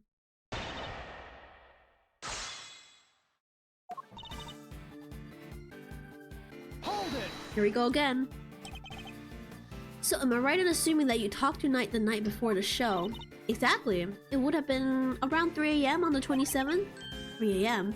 That falls squarely within the window of time laid out in the autopsy report. That seems rather late for a friendly chat. Wouldn't he have been asleep? Normally, yes, but if you remember, a guard was attacked in his cell. We had to examine the scene of the crime, gather information. These things take time, sweetie. I assure you he was wide awake. We all were. Regardless, I find it somewhat odd that you would choose to question him at such a late hour. Oh, you're such a tease, aren't you? Anyways, no matter how odd you think it is, I had him brought to me and that's what happened. And you killed him, probably. Must you really insist on questioning every last thing I say? Sorry, Phoebes, he's like a dog with a bone sometimes. I'll be sure to scold him once we're done. Though, would you mind giving us a little more info, like where you had him brought to?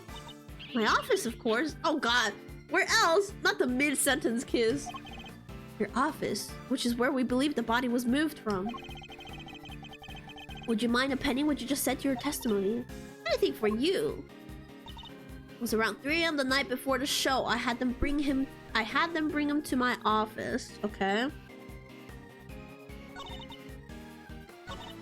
Hold it! Remind me where your office is? You see the sign in the detention center corridor, imagine? The one that says no entry.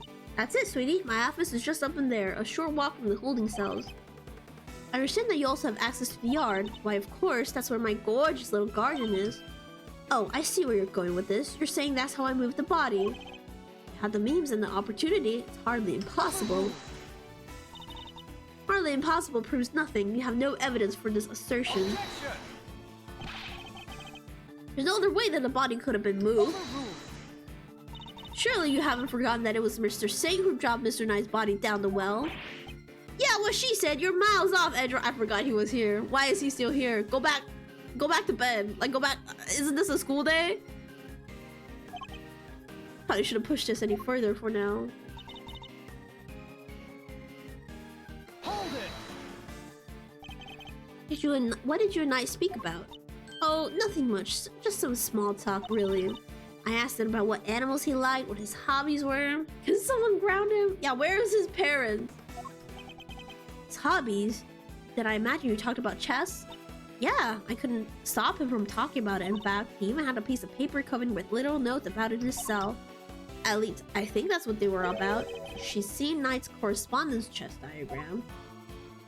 Interesting. Hold it! How was he when you spoke with him?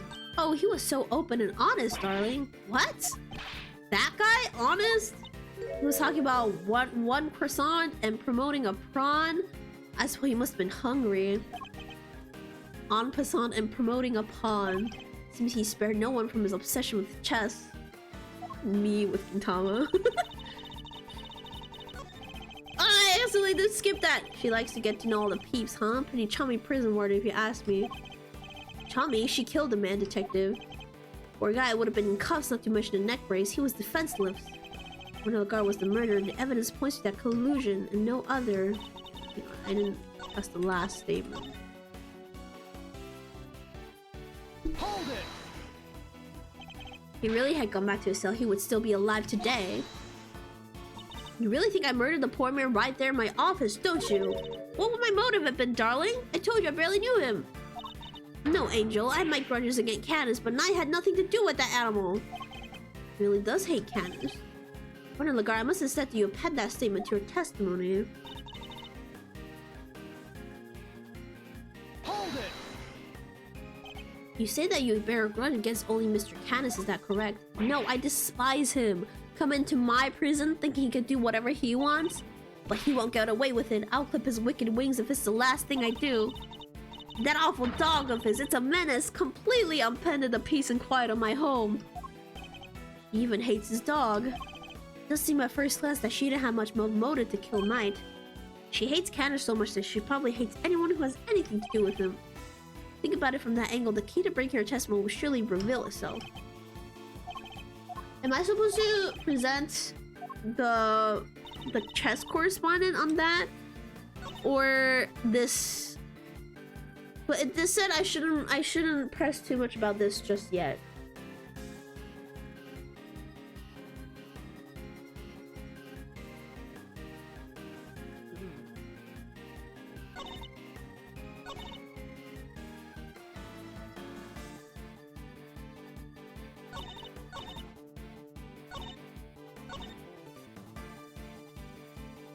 I'm gonna try presenting the chess correspondent on this. I feel like that's an evidence that we need to get out of the way early.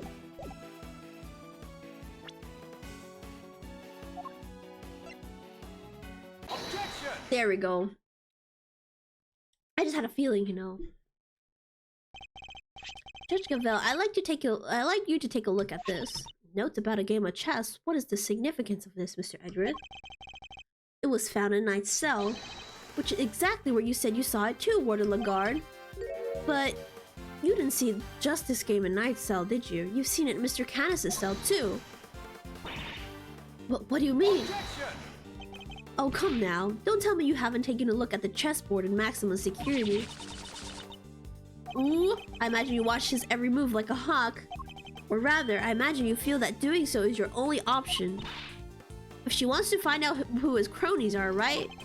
Personally interrogating your own prisoners is highly irregular, to say the least. But as you said, Mr. Canis has threatened you, so you put your precious home at risk. That's why you took it upon yourself to question him. You wanted to find out who his dogs were. And so what if I did? Oh, she thought Knight was working for him. You also told us you read his letters, which means you must have known about one key fact. You knew who was playing correspondence chess. And then who should appear but Knight, carrying with him a diagram of a very particular game. We ourselves used that diagram to infer a connection between the two men, and it seems you came to the same conclusion. But in your fear, you took your reasoning one step further. You surmised that Knight was Mr. Canis' henchman sent to kill you. Which is the real reason she had chat with the Bronxter. His boss wouldn't crack, maybe he would. And when you questioned Knight, you made another discovery. For there inside his chest set, you found a hidden chisel. The murder weapon itself. As far as you were concerned, that chisel meant one thing, Canis. Thus, you convinced yourself that Knight was working for Canis, and that is why you killed him. I see you have no more excuses. Judge Gavel, your verdict, please? No, we're still missing a lot of things. Much as it grieves me, there would appear to be little room for doubt. Hereby give my— oh!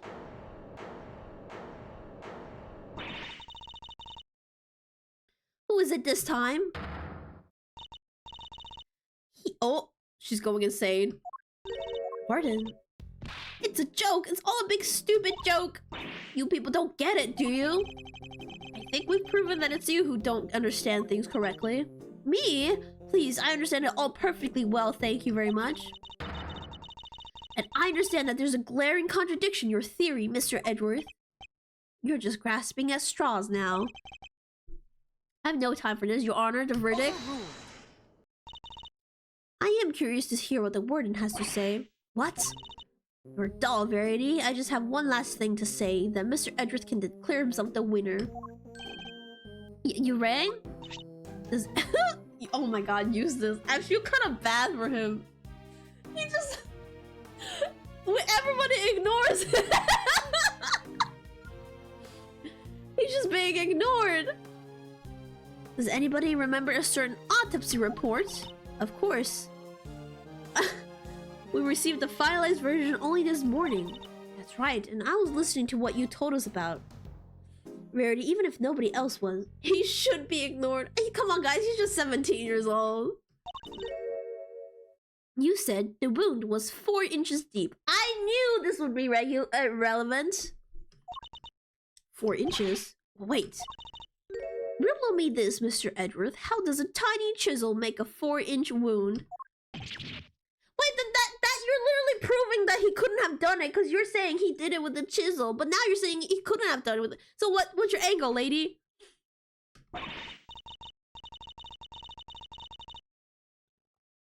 Oh, forgive me, goddess. I came perilously close to making a mistake. Looks like your theory is the one that doesn't hold water, Edgeworth. What now, huh? Well, what do we do? It'll be fine. Mr. Edgeworth always comes through, right, sir? God, they panic over the smallest things. Looks to me like the mouth's drawn out of commission. You're an attorney too, aren't you? Why don't you do something? Turn things on your head with a desperate bluff. Blur out the first mind-blowing thing that comes to you. A gumshoe. He's not Phoenix Wright, okay? Look, detective, I'm as much as a man of action as the next guy. But without evidence, we're a creek without a paddle here. This might be the end of the road. Can't give up now. We have to do something. Guys, yeah, just shut up. Let him think. Let Edgeworth think. I'm certain that Warner Lagarde is the killer. It's the only explanation that fits the facts of the case. But if the chisel wasn't a murder weapon, what other bladed weapon is there here in the facility? Seems we still do not have all the answers, nor the evidence to provide those answers.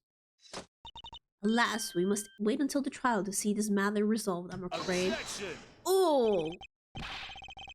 Come on, G, you're giving the killer a chance to destroy the evidence. Are you calling the judicial process into question, Mr. Fender? Nope, not me. I tried, Miles. Any bright idea here? What is the real murder weapon, since it's clearly not the chisel? Confounded, this question throws everything we deduced out the window. Nothing to add, Mr. Edgeworth. Allow me to remind you that claims not supported by sufficient evidence are subject to the harshest penalties. It's hopeless. I can't think of anything. I need more time. What would he do? Think, Edgeworth, what would he do? Lowe's. Oh. Huh? You can't give up now. Remember what Mr. Fender said. Simeon's counting on us. Without us, he's... Remember how upset he was? He was devastated. Nobody's in more pain than him over Mr. Knight's death. There's no way he did it, but if we can't save him, who will? And what's more, he believes in us. He's sitting in that cell waiting for us to bring him some good news. He's probably asleep. And I, for one, won't walk away until we have some. Okay. Gee, Miles, your little buddy there is quite the motivational speaker. And she's right, too. When you find yourself on the ropes, think of your client. Picture them pleading with you to help them. Doesn't that make you want to fight back as hard as you can until the very end? I don't think Edgeworth really gives a shit about the client. I think he just wants to know the truth. Think of your old man, good old Gregory. Think of your lover, Phoenix Wright. No matter how bad things looked, he'd always find a way to turn it around and save his client. You're just like him, right? If there's any way to force a turnabout here, you're the one who'll find it.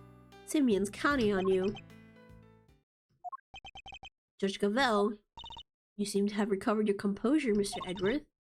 But if you mean to attempt a defense, I would advise you to consider the ramifications. You have repeatedly proposed misguided theories and have made numerous false accusations. Okay, but like, we found out a lot more because of my false accusations, right? If you do so again, I will have no choice but to judge you unfit to serve as a prosecutor and relieve of your badge for good. She's right. I have to put forward a number of theories that prove to be flawed in one way or another. Okay, I feel like it's time to save. An important decision is coming up, probably.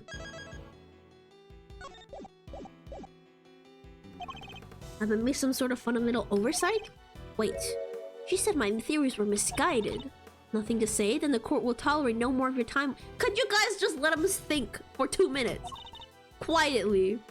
I hereby... Sir! Mr. Edgeworth! Give my verdict. That's it. I've been thinking about it the wrong way all this time. My theories weren't misguided. I was being misled. The defendant... Ooh! I love his objection. Scream it more, Edgeworth. It's a little too soon for that, Your Honor. I'd say it's well past due, darling. Wouldn't you agree, Verity? Mr. Edgeworth, you may proceed. What? I'd like to remind you of a few things. The sighting of his dog Helmut, the fact that he wasn't at the show, these and other factors made Mr. Canis the obvious suspect at first. This again, Mr. Edward, you seem almost proud of your blunder. But what if the real killer wanted us to suspect Mr. Canis? What if it was all carefully arranged? Oh, here we go! Finally! Finally, he sees the truth, he sees the light. And what if the same was true with the chisel, our purported murder weapon? Knight had been stabbed multiple times in the same place with a bladed instrument. What if he was stabbed with the chisel after the real murder weapon had been removed? Just to leave traces of blood on it for us to find. That was how the killer misled us into thinking the chisel is the murder weapon. But why mislead us in this way? Why indeed? Why make us think the chisel is the murder weapon rather than whatever was really used? In order to get Canis transferred, duh. Warden, you took advantage of what the chisel seemed to suggest. What is suggestive? What are you talking about, darling? Mr. Wiener, if I were to tell you the murder weapon was a chisel, what would you think? Huh? That Mr. Canis is the killer? And there you have it. That was the trap the warden set for us. Oh, Mr. Canis has a bunch of chisels, so she wanted us to think it was one of his, right? Indeed, that was her plan right from the start, to frame Bodenhammer Canis. The reason would appear to be sound. Warden Lagarde certainly seems to harbor deep and abiding hatred for Mr. Canis. However, I think you know what I'm gonna say next. Yeah, I get it. Evidence. That alone is not sufficient proof that Warden Lagarde is the killer. I knew that wouldn't be enough. There's only one thing that will prove it. The real murder weapon that we now know must exist. If you cannot prove your theory, then this conversation ends here. Objection! If we could just find the real murder weapon. Objection! How many times do we have to go over this? We searched the prison from top to bottom. Oh, but you didn't check the scary alligator, huh? Eustace is quite correct. No other possible murder weapon has been found, so I'm afraid you are a bit of an impasse. Impasse? I don't know. I can still prove my case yet, Your Honor, because it's still here inside this prison. This would have made sure of that. Security gate. I'm glad you at least remember what it is. And do you remember what it does? Of course I do. I'm not an idiot. Security gate detects metal, which means you can't bring anything metal into the prison or take it out. Oh! Precisely. If there's another murder weapon, it cannot have been taken off the premises. Nor can it have been brought into the prison in the first place. So we find ourselves right back where we began. Gavel, I'm trying to tell you, Mr. Edward, is that if you wish me to believe that there's another murder weapon here in the prison, you will have to explain to me how it got here. Alright, we know that the chisel was smuggled in the prison inside a pocket chest set, but our contention is that the chisel is not the real murder weapon, so if the weapon came from outside the facility, then there must have been a way to bring it in. Yes, the question of the hour is this: can you show me this alternate route? How did the weapon Warden Lagarde use to get... How did the weapon Warden Lagarde use to get into prison? It's the borrowed... I knew it. Oh! You borrowed evidence from the police to help with your investigation, is that correct? Why, yes, everything related to Canis. Okay, yeah. Of course, that's how. The fact that this is here with us shows how a bladed weapon could have been brought into the facility as well. What? You mean this? Or this? I think it's the bell. Take that! Yeah, it's the bell. Oh my god. Oh! Allow me to remind you of our conversation with Mr. Canis yesterday. Yes, it was one of my bells. One of only two in existence. Just two. Two and only two. One for my knife and one for my beloved helmet. Exquisitely crafted, utterly unique. My ears are my guide after all, and I must be able to use my tools precisely. Of course, as you said, the knife has long since been taken from me. So you see, there is a way for object to be brought into the prison unscrutinized, as part of the evidence Warden Lagarde borrowed from the police. What? Mr. Canis' knife was part of the evidence in the case against him, and that evidence was here in the prison. Not only that, but the knife had a certain bell attached to it. The bell that was attached to the chisel. Correct. The killer took the bell from the knife and attached it to the chisel. That can't be right. The chisel only had Mr. Knight's fingerprints on it. Easily enough to explain if the killer wore gloves. She made it look as if the chisel was the murder weapon and then attached a bell to it. In doing so, she made sure that all the evidence pointed to Mr. Canis. And who had access to the evidence from which the bell was taken? Why, only the person to whom it had been entrusted to. Who was it, sir? Who's been messing with the evidence? Oh my god, Goshu, please. Goshu, what do you mean, who was it? I believe that would be you. Isn't that correct, Warden Lagarde? But bells aren't exactly rare, you know. Anybody could have set that up. Unluckily for you, that isn't quite true. These particular bells are unique because there's only 2 of them in existence. What? Oh, got her. By attaching that bell to the chisel, you as good as declared yourself the killer. But you don't have any proof that the knife was ever even here to begin with. I don't, not yet anyway. Mr. Wiener, I'd like you to order another search of the prison right away. Huh? But if you would find something that's gonna make things awkward for me. This isn't about what's convenient for you. We have to find the truth. You're a prosecutor, aren't you? Well, yeah, but, you know. This is worth an excuse for a prosecutor. If I had investigative authority, I wouldn't be sitting on it. Anyhow, it's not my decision to make. The warden would have had to authorize it. You know full well that she will do no such thing. You have the power to insist on the search. Use it! Sorry, darling, but not without that evidence. The goddess of justice cannot bestow her blessings on those who lack the proof to support their claims. Our work here is done. The rest of this matter will have to be settled in the courtroom. No, if we give Lagarde an opportunity, she'll destroy whatever evidence is left. I have to object. I have to stop them. But what do I say? I don't have anything concrete. We know where the murder weapon is, bro. What am I thinking? I'm never this reckless. No, I can't back down now. I've got to put everything on the line. Not a prosecutor right now. I'm an associate attorney with a client to defend. But there was a priority. Yeah, exactly. These people. I swear to God. Only I can save Mr. Saint, and that means even if my chances are 1,000,000 to 1, it's still worth a shot. Yeah, against all odds, Edward. Should I? Obviously, we're gonna object, but I'm gonna save because it's been a while, and I think we're entering the end game. Entering the end.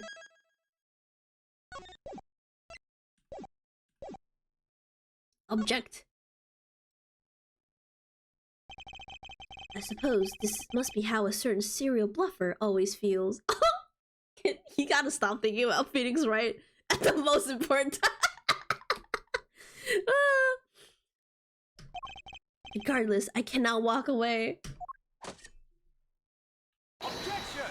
Oh, that was a nice objection, Edgeworth. 10 out of 10. Wait, Your Honor. This had better be good, Mr. Edgeworth. I've got it.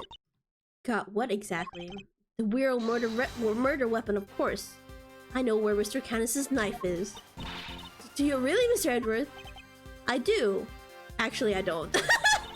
I do, though! I do! It's in the alligator! If I did not know better, I would say that you were bluffing. You wound me, Your Honor. I don't know the meaning of the word. I would never bluff. I'm not like him. This is terrible for my... He's so bad at this. There's no way you could. It's not here, I tell you. Well, would you be so kind to enlighten us? Where is the real murder weapon? Think, Miles. Somewhere not even the police would search. A blind spot in this zoo. A hiding spot that the warden could absolutely be sure of. Hiding place? No.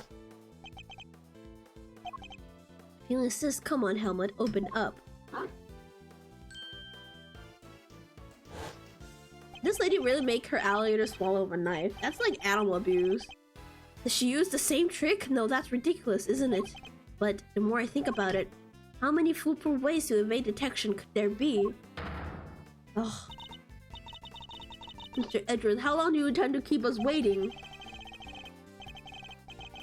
There's the faintest possibility I'm right, but if I'm wrong, we stand to lose everything. Your Honor, this is where the real murder weapon is hidden. Yeah. The murder, yeah. We knew it. I knew it. We knew it. Oh my god. Oh, here we go. Here in the yard? Indeed. I don't believe I understand. Would you care to explain a little more? Where exactly is the real Merton weapon hidden? Oh, well, I'll tell you. Our very good lizard friend right here. Of course, that's what it must have been. Huh? What's the matter, detective? It's a metal detector, sir. It's reacting to the alligator. Huh? How? The metal detector was reacting to something inside her after all. Your Honor, I'd like to remind you of this piece of evidence. The chisel. Didn't we just figure out that isn't the murder weapon? God, it's like nothing goes on in his brain. Nothing's happening up there. Reach inside her mouth. You might recall that Mr. Canis hid this chisel in his dog's mouth. Do you believe that the real murder weapon was also hidden in much the same way? Got her. That's right. The murder weapon is hidden inside the alligator in that pond over there. Who is hoarding the oxygen? What? No way! We detected the presence of a metallic object during our earlier investigation. Judge Cavell, we need to know what's inside that alligator. Understood. Then we will need to summon a veterinarian. I'm sure I could get the little sweetie to open up for it. Oh my god, Regina, you goat! I'd be happy to give it a try. Please, by all means.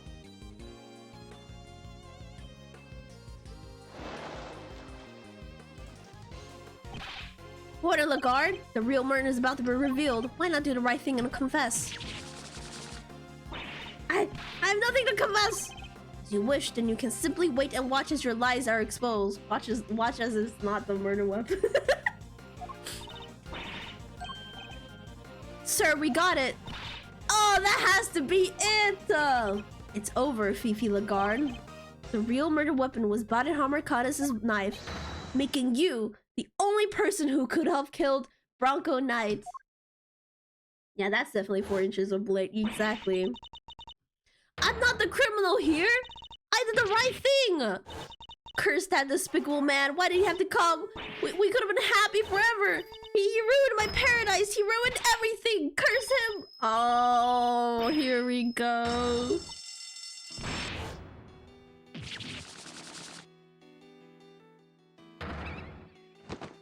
Oh, wait, they were all— what?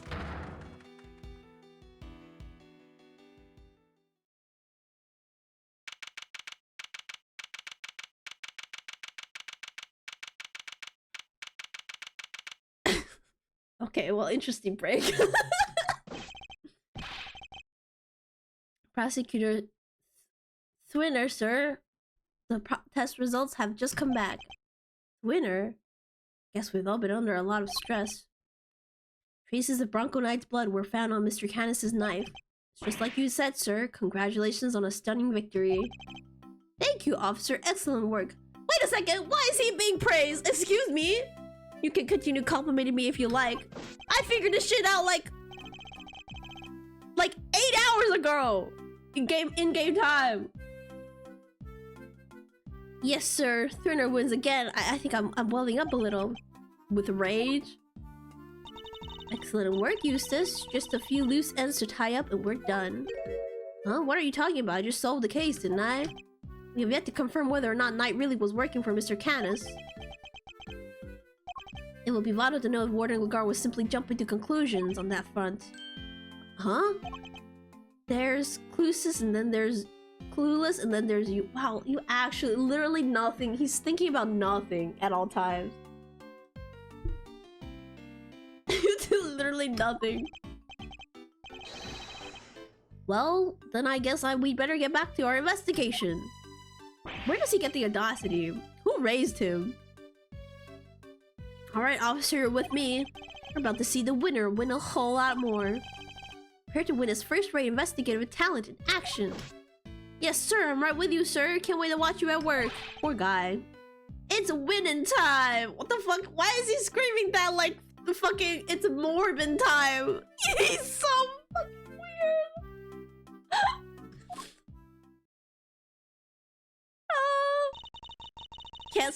Can't say I, you know, don't like his character because he's he's really funny. I expect this case will cause quite a stir.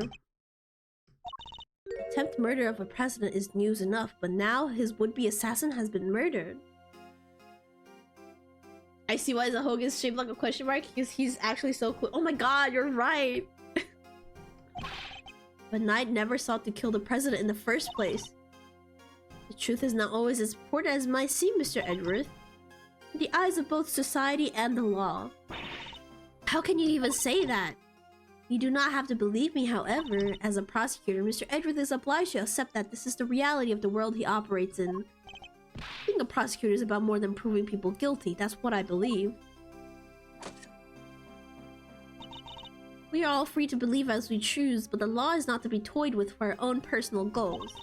You refuse to accept this, and you must prepare to suffer the consequences. What does that even mean? Wait, you're not gonna take his... I'm afraid I must be going now. Farewell, Mr. Edgeworth. God, I hope I'll never see her again. Bring back Agent Lang. Where's Alpha Male? Judge Gavel is right. There must be only one set of laws for everyone. But if following the laws means sacrificing the truth, can I really do that in good conscience? Oh my god, yeah, that's right. Question the law system in this world. Question it. Simeon, you're out! The day where we prefer Dog Boy. Hi, Regina. Is everything alright? They did let you out, right? Yeah, but I'm so confused about what's going on. Some guy just came and said I was free to go. I forgot he had a monkey on his head. What did he say? I was so distracted by the monkey. And that I have Mr. Edgeworth to thank for that.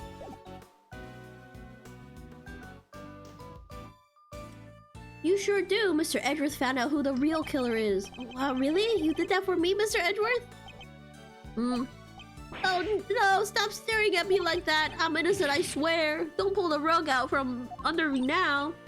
Stop it, silly. It's true, he saved you. So say thanks already. I really like Regina. She's such a good girl. Okay, thank you, Mr. Edgeworth. Thank you. And a great big Regina Berry thank you from me, too. Mr. Sang talking directly to me? Small victories, I suppose. She is so shoujo. Yeah, she's literally drawn like a 90s shoujo manga, romance manga protagonist. Can I just ask one question, Mr. Attorney? Sure. I'm not actually an attorney though. I thought Bronco was my friend. No, my best friend. I trusted him, but now, well, it's just I never knew. I never would have believed that he could hate somebody enough to want to kill them. He kept something like that from me, then he never really trusted me, did he? That's not true, Simeon. Of course he trusted you. No, he didn't. If he had, he just told me. I could have stopped him. I could have told him that hate never helps, that he had to let go of all that stuff. Mr. Snake, I think you're forgetting something. Bruce Knight trusted him. What? Was it the fuck? What proved that? What? Is it the chess set? It has to be the chess. That's the only thing. Take that. Yeah. Prosecutor bad, of course. It's the chess set I brought for him. Knight had hidden a chisel inside. I imagine he meant to use it to escape. What? You mean he was using me? No, he believed in you. He knew he could count on you to bring it, and that you would never be so untrusting as to look inside. I imagine that by not telling you, he was hoping he could keep you from getting caught up in his mess. Oh, but Bronco, bro! Why didn't you tell me? Aww! At least you understand now, right, Simeon? So yeah, he low-key was just using him. I'm sure he does. He may not show you, but Simeon's no dummy. A good night's sleep and he'll be completely over this whole thing by tomorrow. Yeah, good night's sleep and he'll completely be over the fact that his best friend is murdered. It's not as complimentary as you think it is. I have to for Bronco. I have to show him that I can be the best animal trainer out there. That's the spirit.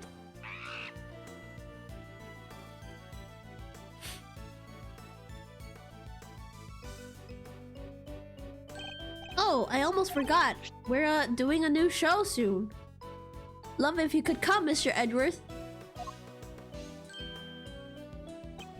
I'll be joining Regina on stage for this one. That's right, the Bear Big Circus is the biggest, most fabulous event in town. You'll have oodles up front. Wasn't there a circus case in at the end of one of the Ace Attorneys? I think isn't this it? Isn't that guy part of it? Regina, we're sorry for ever suspecting you. I know! I'm so sorry, Regina. You're the best girl. Sounds great, doesn't it, Mr. Edgeworth? Come on, we have to go. Well, I'll think about it. Right, Simeon, we got some training to do. I think it's time you and Regent got acquainted.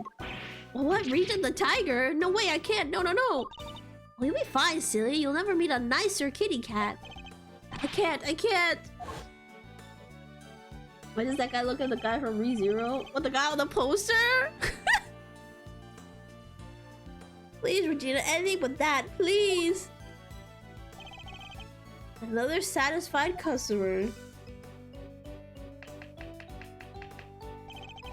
Well, that was really something, Smiles. Talk about pulling it out of the bag. Couldn't have done it without you, Fender. Without your timely intervention, she would have gotten away. Besides, I have you to thank for even being able to investigate the case in the first place. Stop it. Pat me on the back any harder, you're gonna make me blush or topple over.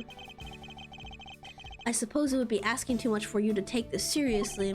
Seriously, Miles, my friend. I'm always serious. Anyways, how does it feel to save an innocent client? That's what it means to be an attorney, after all. Be an attorney. Gotta say, I had a blast. Remind me of the good old days. Like Gregory was standing right beside me. It's been like a zillion years since I felt this warm and fuzzy on the job. That's good? Bittersweet? I'm not sure. Say, Miles, you ever thought about going into the defense game full-time? No! That means he can't argue with Phoenix Wright in front of the judge and have the judge be the third wheel anymore. Nuh-uh. Excuse me. You know, pick up where Gregory left off. Get out there and actually help people. Hey, pal, don't get any big ideas. Mr. Edger ain't about to switch sides.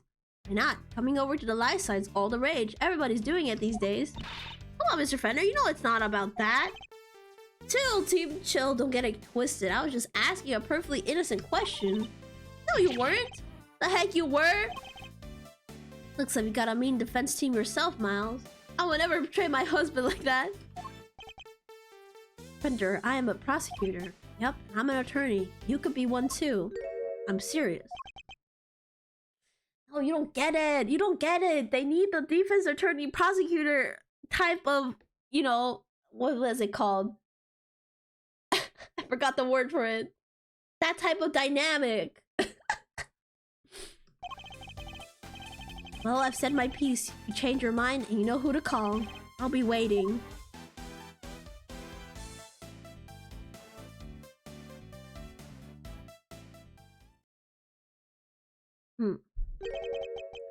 Following my father's footsteps. Could I really do such a thing? Aww! Little boy Edgeworth! I'm gonna become a defense attorney just like my dad.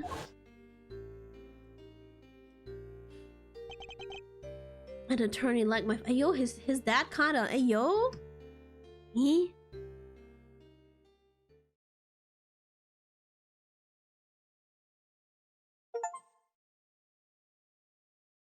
And case 2 is solved. Woo!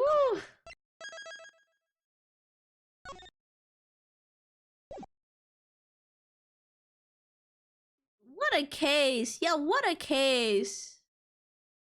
Oh, pirate ship. Oh, interesting. Oh, that looks interesting. Alright. Well, okay, so that was only the second case. So surely it'll get harder from here, probably.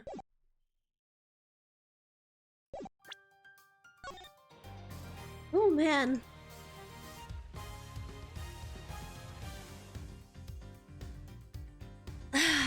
I need to drink some water.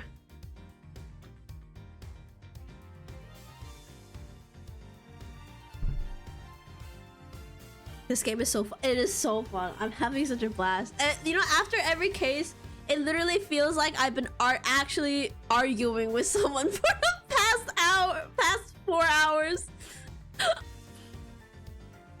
Oh. And it feels nice to win the argument, you know? Thank you for the stretch and the posture check, you Coblin. I can't believe I called the shit like so early. Like, I might as well have written the game. We'll see if my predictions will keep being this accurate. Okay. I think that's it for today. We will start case 3 on Sunday actually, because tomorrow there might not be a stream due to the fact that I'll be on the Brian Rock Scissors Papers Sunday Intrazar. Shut the hell up. Keep my baby girl's name out your mouth. But yeah, tomorrow is it's Brian's Rock Paper Scissors charity tournament. I'll be over on his channel, and depending on how fast I get eliminated, I probably will stream afterwards if I get eliminated early. But if I don't, I somehow keep going, then that's where I'll be tomorrow. And I have to set up for that later. But for now, I think my next for sure stream will be on Sunday, and we'll continue with case 3 of this game. By the way, it's gonna snow again for us on Sunday, and then again on Thursday. So it's like I'm gonna be forever shoveling snow.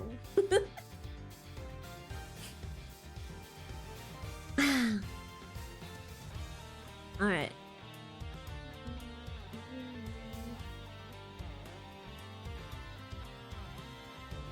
It's gonna snow for me as well. Let's go! We love snow. We love it cold. Being cold as balls here. Okay, Daily, go take your daily shit. No need to announce it. Disgusting. Anyways, I'll see you guys for sure on Sunday. If not, maybe tomorrow. Just look out. And yeah, that's it. I'll be over in Discord. Yeah, I'll be over in Discord playing Persona 5. Stop poop shaming. I'm shaming you. No, I'm tired of cleaning my car.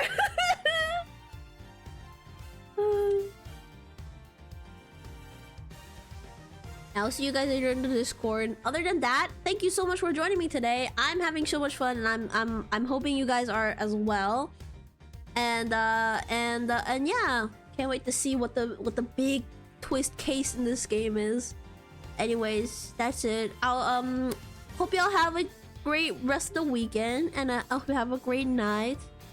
And I'll see you soon. Remember to take care of yourselves, drink water, all of that. And yeah, bye bye. Good night. See you later. Bye bye.